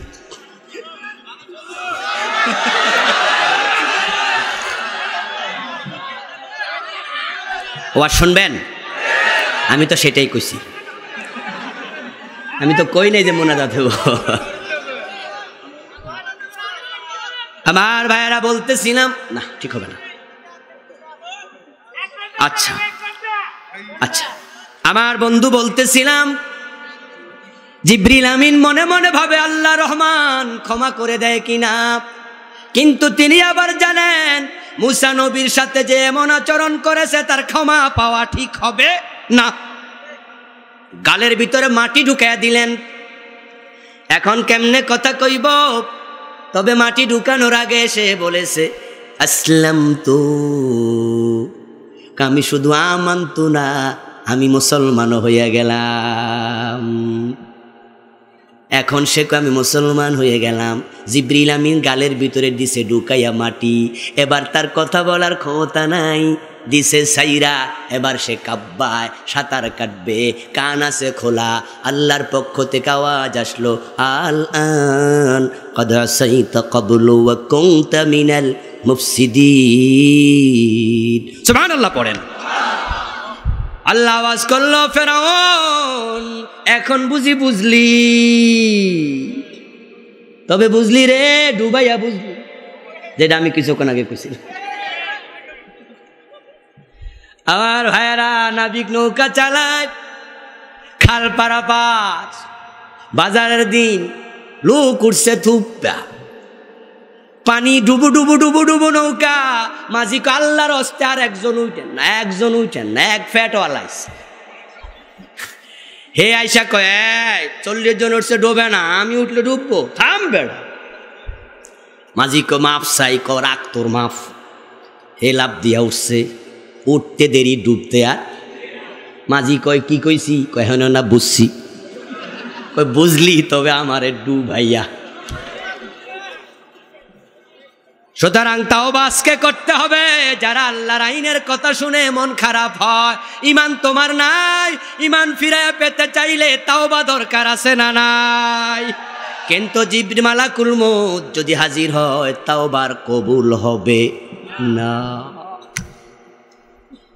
হযরত মুসা আলাইহিস সালাম পার হয়ে গেলেন, ফেরাউন গেল ডুবে, শেষ, কিচ্ছা খতম, ফেরাউনের অধ্যায় শেষ। কিন্তু আল্লাহ কয় না না, আমি তোরে শেষ হইতেও দেব না। আলিয়াউমা নুনাজ্জিকা বিবাদানিকা লিতাকুনা লিমান খালফাকা আয়া। আল্লাহ তাআলা কোরআনে বলেন ফেরাউন তোরে পানিতে ডুবাইলাম, কিন্তু পচতে দেব না, গলতে দেব না। সাগরের মাঝে হাঙ্গর তিমি আছে না নাই? কথা বলেন আছে না নাই? তিমি মাছ যদি একটা মানুষের গিলে খাইতে চায়, আমরা যেমন একটা বাদ গিলি আরো ছোট। আল্লাহ কয় তিমিকে খাইতে দেব না, কুমির খাবে না, পচবে না, গলবে না, তোকে আমি রেখে দিলাম। 3115 বছর পানিতে বাসমান, পচে নাই, গলে নাই। ওকে পেয়েছে 1885 সনে, সম্ভবত 1885, আজ থেকে 150 বছর আগে পেয়েছে। মিশরে পিরামিডে রেখেছে, এখন ন্যাশনাল মিউজিয়ামে এমন ভাবে আল্লাহ তারে রেখে দিছে, এখনো আপনি গেলে দেখবেন তার হাতের নখগুলো দেখেছি, মনে হয় কালকে মারা গেছে, নখগুলো পচন ধরে নাই। আমি তার কানের পাঁচের চুলগুলো দেখলাম, চোখ দিয়া গোড়ায়া গোড়ায়া দেখছি। আল্লাহ যে কয় তোরে আমি রেখে দিছি, চামড়ার সাথে মাংস মিটে গেছে, কিন্তু পচে নাই, গলে নাই। কেন রেখেছেন? আল্লাহ কলি তাকুন আলিমান খালফাকা আয়া, তোকে দেখে নতুন লোকেরা শিক্ষা নেবে, কেউ ফেরাউন হতে চাইবে না। আমি মুসা, তাকে আমি নবী বানায়া দায়িত্ব দিয়েছি দিন কায়েমের। যারা বিরোধিতা করেছ ডুবাইয়া দিছি, শেষ করে দিছি। ফেরাউন তোরেও ডুবাইছি। তোরে দেখে দেখে ভবিষ্যতে কেউ কোরআনের বিরোধিতা করবে না। এখন তোমরা যারা আমাদের বন্ধু, দিন কায়েমের কথা বললে আমাদের মৌলবাদী বলো, তোমরা মূসাকে আর ফেরাউনকে দেখে কেন শিক্ষা নেও না? আমাদের সাথে আল্লাহ আছে, আমাদের শেষ করতে পারবা না। গার মটকাইতে মটকায়া দিবা, আমাদের গার শেষ হবে না, তোমাদের হাতে ব্যথা হয়ে যাবে।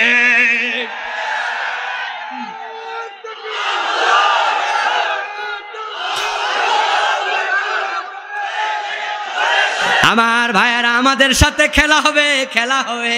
একজন কয় খেলা হবে, আরেকজন কার মটকায়া দিমু, আরেকজন কয় হাত ভেঙ্গে দিমু। আইনের পোশাক পরে বেআইনি কথা বলার খেসারত তোমাকে দিতে হবে।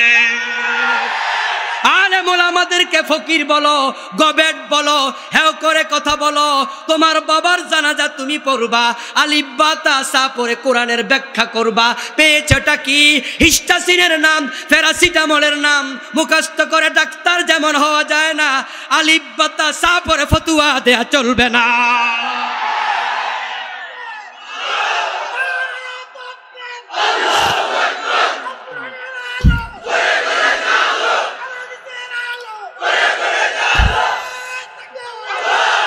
আমার ভাইয়েরা, এখন আমাদের শিক্ষার জন্য ফেরাউনের লাশ এখনো আছে না নাই? আওয়াজ করে বলুন, এই রাষ্ট্র বিকৃত রেখেছেন কে? কোরআন কোন ইতিহাসের কিতাব নয়, কিন্তু কোরআনে এই কাহিনীগুলো আল্লাহ কেন বললেন? ইতিহাস হিসাবে নয়, তিনি বলেছেন আমাদের শিক্ষণীয় হিসাবে। কারণ যে আল্লাহ ফেরাউন রে পানিতে ডুবাইছে, সে আল্লাহ এখনো আছে না নাই? আওয়াজ করে বলুন, সে আল্লাহর ক্ষমতা আগের মতো আছে না নাই? আপনাকে চাইলো ডুবাতে পারেন কিনা? আমরা চাই না আপনি ডুবেন, কারণ আপনি তো আমার ভাই। আমরা এই কথাগুলো বলে আপনার কলিজা আঘাত দিতে চাই না, আপনাকে হেদায়েতের পথে আনতে চাই। আপনি কেন ডুববেন? আপনি তো আমার আত্মীয়, এই এলাকার মানুষ, এই দেশের মানুষ, আপনি তো মুসলমান। কিন্তু কোরআনের বিরুদ্ধে গেলে আল্লাহ আপনাকে ডুবাইয়া দিতে পারেন। ভাববেন আমাদের করিমগঞ্জে তো বঙ্গোপসাগর নাই, ডুববো কেমনে? আমি বলবো দোস্ত, ডুবানোর জন্য সাগরের কাছে যাওয়া লাগে না। সাগরের পানিকে আপনার ঘরে ঢুকাইয়া ডুবানোর ক্ষমতা আল্লাহর আছে না? না। কোথায় ইন্দোনেশিয়া, কোথায় ইন্দোনেশিয়ার বালি দ্বীপ?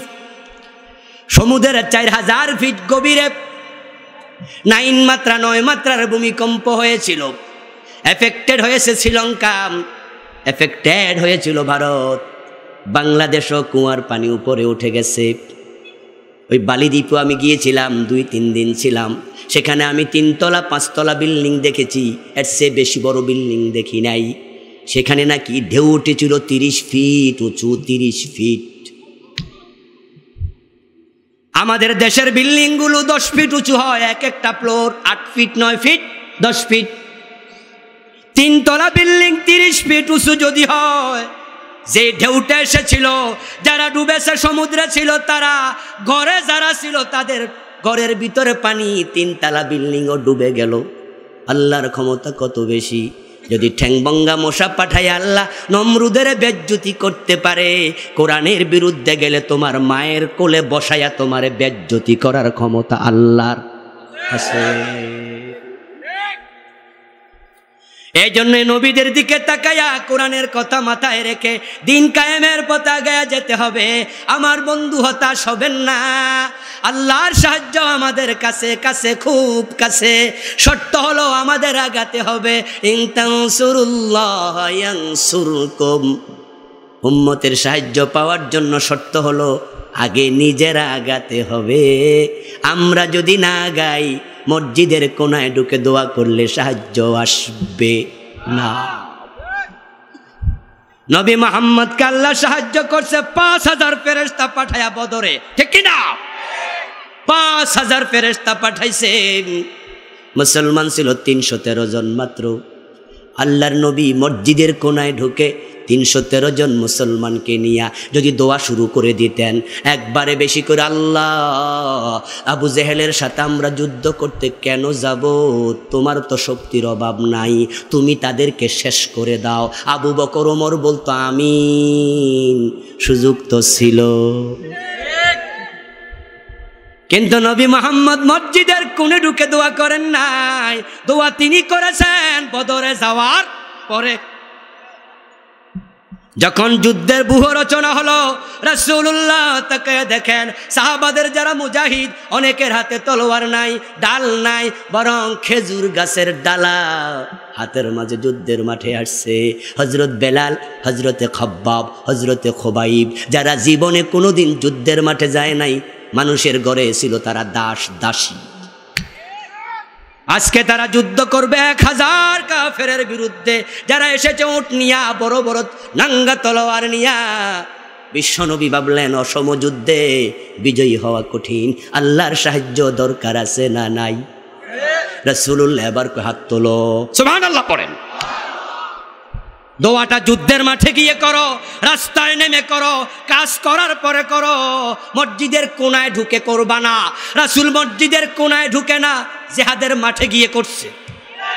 দোয়া শুরু, আল্লাহুম্মা আনজিজ ওয়াদাক ইন্না ওয়াদাকাল হক, আল্লাহুম্মা ইন্নাকা কুলতা ফিল কুরআন ওয়া কানা হাক্কান আলাইনা নাসরুল মুমিনিন, আল্লাহুম্মা ইন তাহলিক হাযিহিল আসাবাতু লান তুবাদা আবাদা। বিশ্বনবী দোয়া করতে করতে হাত তুললেন এভাবে, গায়ের মাঝে চাদর ছিল, একটা অংশ মাটিতে পড়ে গেল। হযরত আবু বকর এক কদম আগায়া চাদরটা রাসূলের কাঁধে তুলে দিয়ে কয়, রাসূল হাত নামান, আমার বিশ্বাস দোয়া কবুল হয়ে গেছে। রাসূলুল্লাহ বলে, আল্লাহ তুমি ওয়াদার বাস্তবায়ন করো, তুমি তো কোরআনে বলছো ওয়া কানা হাক্কান আলাইনা নাসরুল মুমিনিন। মুমিনদেরকে সাহায্য করা কার দায়িত্ব? জোরে বলেন কার? ও আল্লাহ তুমি সাহায্য করো। ইনতাহালি হাযিহিল আসাবাতু লান তুবাদা আবাদা, সাহায্য যদি না করো এই ছোট্ট 313 জন পালায়া যাব না, পালাইতে আসি নাই,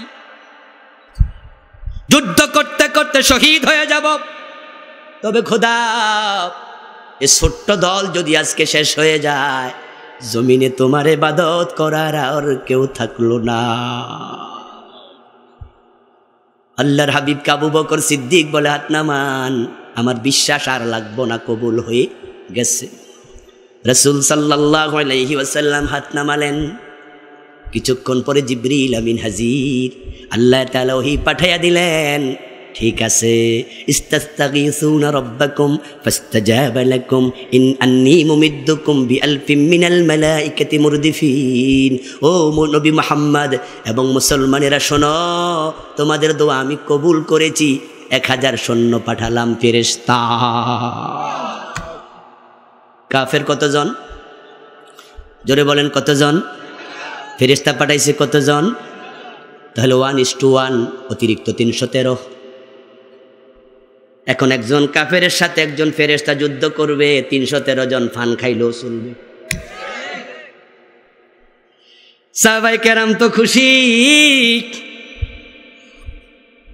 আনন্দ ধরে না। আল্লাহ কয়, খুশি যেহেতু হইছ, আমি আরো খুশি করতে চাই। জিবরিল আমিন আবার হাজির হয়ে নিয়ে আল্লাহ বলে, বিসালাসাতি আলাফিম মিনাল মালাইকা, 1000 নয় 3000 ফেরেশতা পাঠালাম। এখন কি 1:3? কাফের একজন, 3 দিকে ফেরেশতা দাঁড়াবে কয়জন? 3 জন। বেড়া সামনে চল। মুসলমানরা তো খুশি, আল্লাহকে আরো খুশি করে দেব, আমি তোমাদের সাথে আছি, আমি তোমাদের সাথে আছি। বিখামসাতি আলাফিম মিনাল মালাইকাতি মুসাওবিমিন, আমি আল্লাহ তোমাদের সাহায্যের জন্য 5000 ফেরেশতা পাঠাইয়া দিলাম। 5000 ফেরেশতা এসে গেছে বদরে। ও মুসলমান, সুযোগ থাকলে হজে গেলে, উমরায় গেলে বদর দেখে এসো। বদরের মাঠে গেলে এখনো মনে হয় ফেরেশতার পায়ের চিহ্ন লেগে আছে। আল্লামা ইকবাল বলছেন ফেজায়ে বদরে ফায়দা কুন, ফেরেশতে তেরি নুসরত কো উতার सकते गिरदों से कतर अंदर कतर दी। আল্লামা ইকবাল বলে তোমরা যদি আজও বদরের সেই মোমেনের মতো সাহাবাদের মতো ঈমান অর্জন করে রাস্তায় নামতে পারো, তোমাদের সাহায্যের জন্য আজকেও ফেরেশতা নাজিল হবে। এটা আল্লাহর ওয়াদা। ইন্নাল্লাযীনা ক্বালু রাব্বুনাল্লাহু সুম্মা ইসতাকামু তাতানাজ্জালু আলাইহিমুল মালাইকা। আল্লাহ তাআলা বলছেন তোমরা যদি দৃঢ় পথ থাকো ঈমান এনে, এখনো ফেরেশতা পাঠাবেন কে? তবে শর্ত হলো লুকায়া থাকা যাবে না, সামনে এগিয়ে যেতেই হবে। আলোচনার শেষ দিকে চলে আসলাম। আল্লাহর সাহায্য পেতে হলে আমরা এক হয়ে যাব, ভেদাভেদ ভুলে যাব।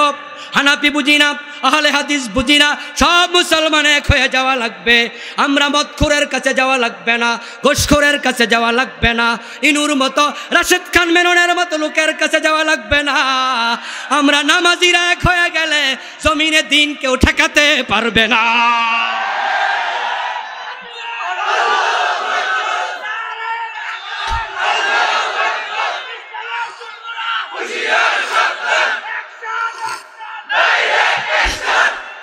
কোনো অ্যাকশন দরকার নাই, বরং এক হওয়া দরকার, ঠিক কিনা? যদি আমরা এক হয়ে যাই, এই জমিনে দিনের বিরোধিতা করার সাহস কেউ দেখাবে না। আল্লাহ পাক রব্বুল আলামিন আমাদের সকলকে তার দ্বীনের জন্য একমত হওয়ার তৌফিক দিন, বলেন আমিন। কিন্তু পরিতাপ, আজকে আমরা বিভক্তি তৈরি করছি। মুসলমানের বিভক্তির কারণে পৃথিবীর সব জায়গায় মার খায়, আর কোনো কারণ আমি দেখি না। আমাদের সব আছে। আল্লাহ আমাদেরকে দিয়েছেন পৃথিবীর নাবি মক্কা, চারিদিকে দিয়েছেন মিডিল ইস্টে মুসলমান রাষ্ট্র। আমরা দেখেছি 65% খনিজ সম্পদ আমাদের হাতে। আমরা যদি এক হয়ে যেতে পারি, আমেরিকাকে বলে দেই, ইউএনকে বলে দেই মুসলমানকে মারলে তেল দেব না, থেমে যাও ইউএন, থামিয়ে দাও কাফেরদেরকে। আমরা 6 মাস তেল যদি না দেই, আমেরিকার বিমান আকাশে উড়বে না।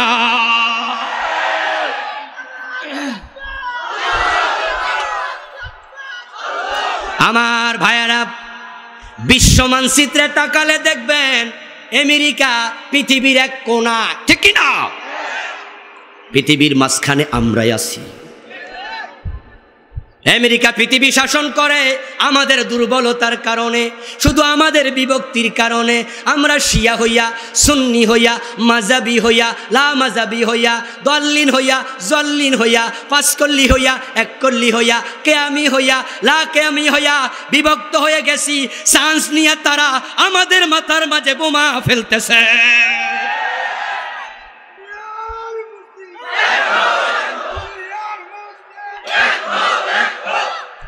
আমার বন্ধু, এই যে আমাদের প্রিয় মাতৃভূমি বাংলাদেশ, তাকায় দেখো বন্ধু, আলেমদের এক ঐক্য নাই। আলেমদের মাঝে একতা না থাকার কারণে আলেমদেরকে পিটানো হচ্ছে। একজনকে একভাবে আলাদা করে শেষ করে দিচ্ছে। শুধুমাত্র হকের পক্ষে কথা বলার কারণে আল্লামা মামুনুল হককে হত্যা মামলার আসামি করার পায়ে তারা চলছে।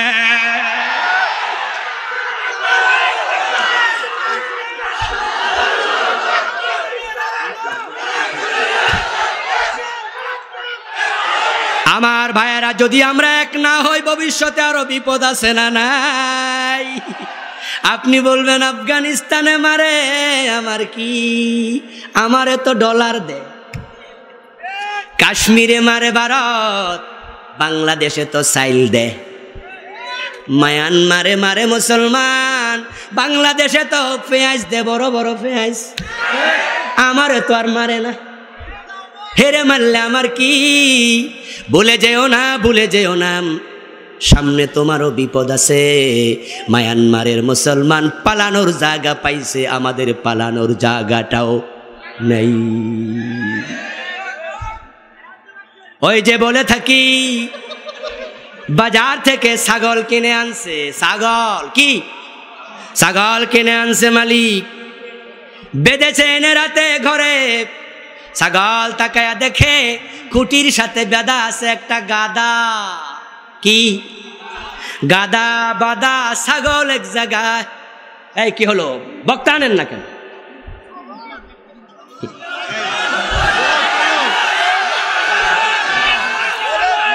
জিনা জিনা ওস্তাদের মায়ের অনেক বড় বক্তা আছে ইনশাআল্লাহ, আরো বেশি ভালো কথা বলে, মজার কথা বলে। এক এক ফুলের এক এক গ্রাম। আমার বন্ধু বলতেছিলাম সকালবেলা ওই মালিক যায়া কাঁঠাল গাছ থেকে এতগুলো পাতা আনছে, এনে ছাগলের সামনে দিছে। ছাগল পাতাগুলো মজা করে খায়। মজা করে খায়া গাদার দিকে ইশারা দিয়া কয়, কিরে গাদা, এই বাড়িতে অনেক দিন ধরে থাকস, কিন্তু তোর কপালে কাঁঠাল পাতা নাই। মজা করে কাঁঠাল পাতা খাইছে। সকাল 10টার দিকে মালিক সুন্দর করে সরিষার তেল আইনা ওই ছাগলটার গায়ের মাঝে মাখতেছে। ছাগল তো খুশি। গাদার দিকে তাকায়া কয়, গাদা, এই বাড়িতে কত বছর থাকস, কিন্তু তোর গায়ে তেল দেয় না, আমারে দেয়। দেরি করলি, ও গাদা, তোরে তো তেল দেয় না। বিকাল বেলায় মালিক এরকম একটা বাঙ্গা কাফে কইরা, এটা কিন্তু বালা, এটা বাঙ্গা না, একটা বাঙ্গা কাফে করে কালো কি যেন আনছে। কালো কালি ছাগলের শিঙের মাঝে মাখে, গায়ের মাঝে তেল, পেটের মাঝে কাঁঠাল পাতা, শিঙের মাঝে কালো কালি। ছাগল তো খুশি। গাদারে কয়, এই জন্যই তোরে গাদা কয়, তোরে কোনো যত্ন নেয় না। মালিক কত বালা, আমারে কত আদর করে। গাদা কয়, তোর কথা সকাল থেকে সহ্য করছি, আর গোপন রাখবো না। কেন আদর করে শুক্রবারে টের পাইবা, শুক্রবারে করবা।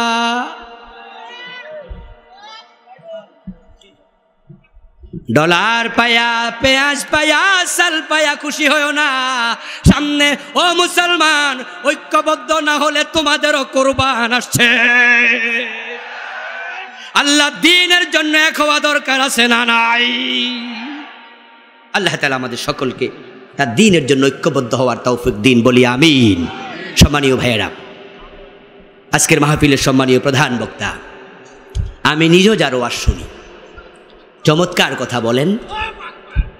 মহতারাম প্রিয় ভাই মাওলানা সাদিকুর রহমান আজহারি এসেছেন, তিনি কথা বলবেন, সকলে শুনবেন, খুবই মজা পাবেন ইনশাআল্লাহ। আল্লাহ তাআলা সকলকে মাহফিলে বসে দিন শোনার জন্য ইখলাসের সাথে তৌফিক দিন, বলি আমিন।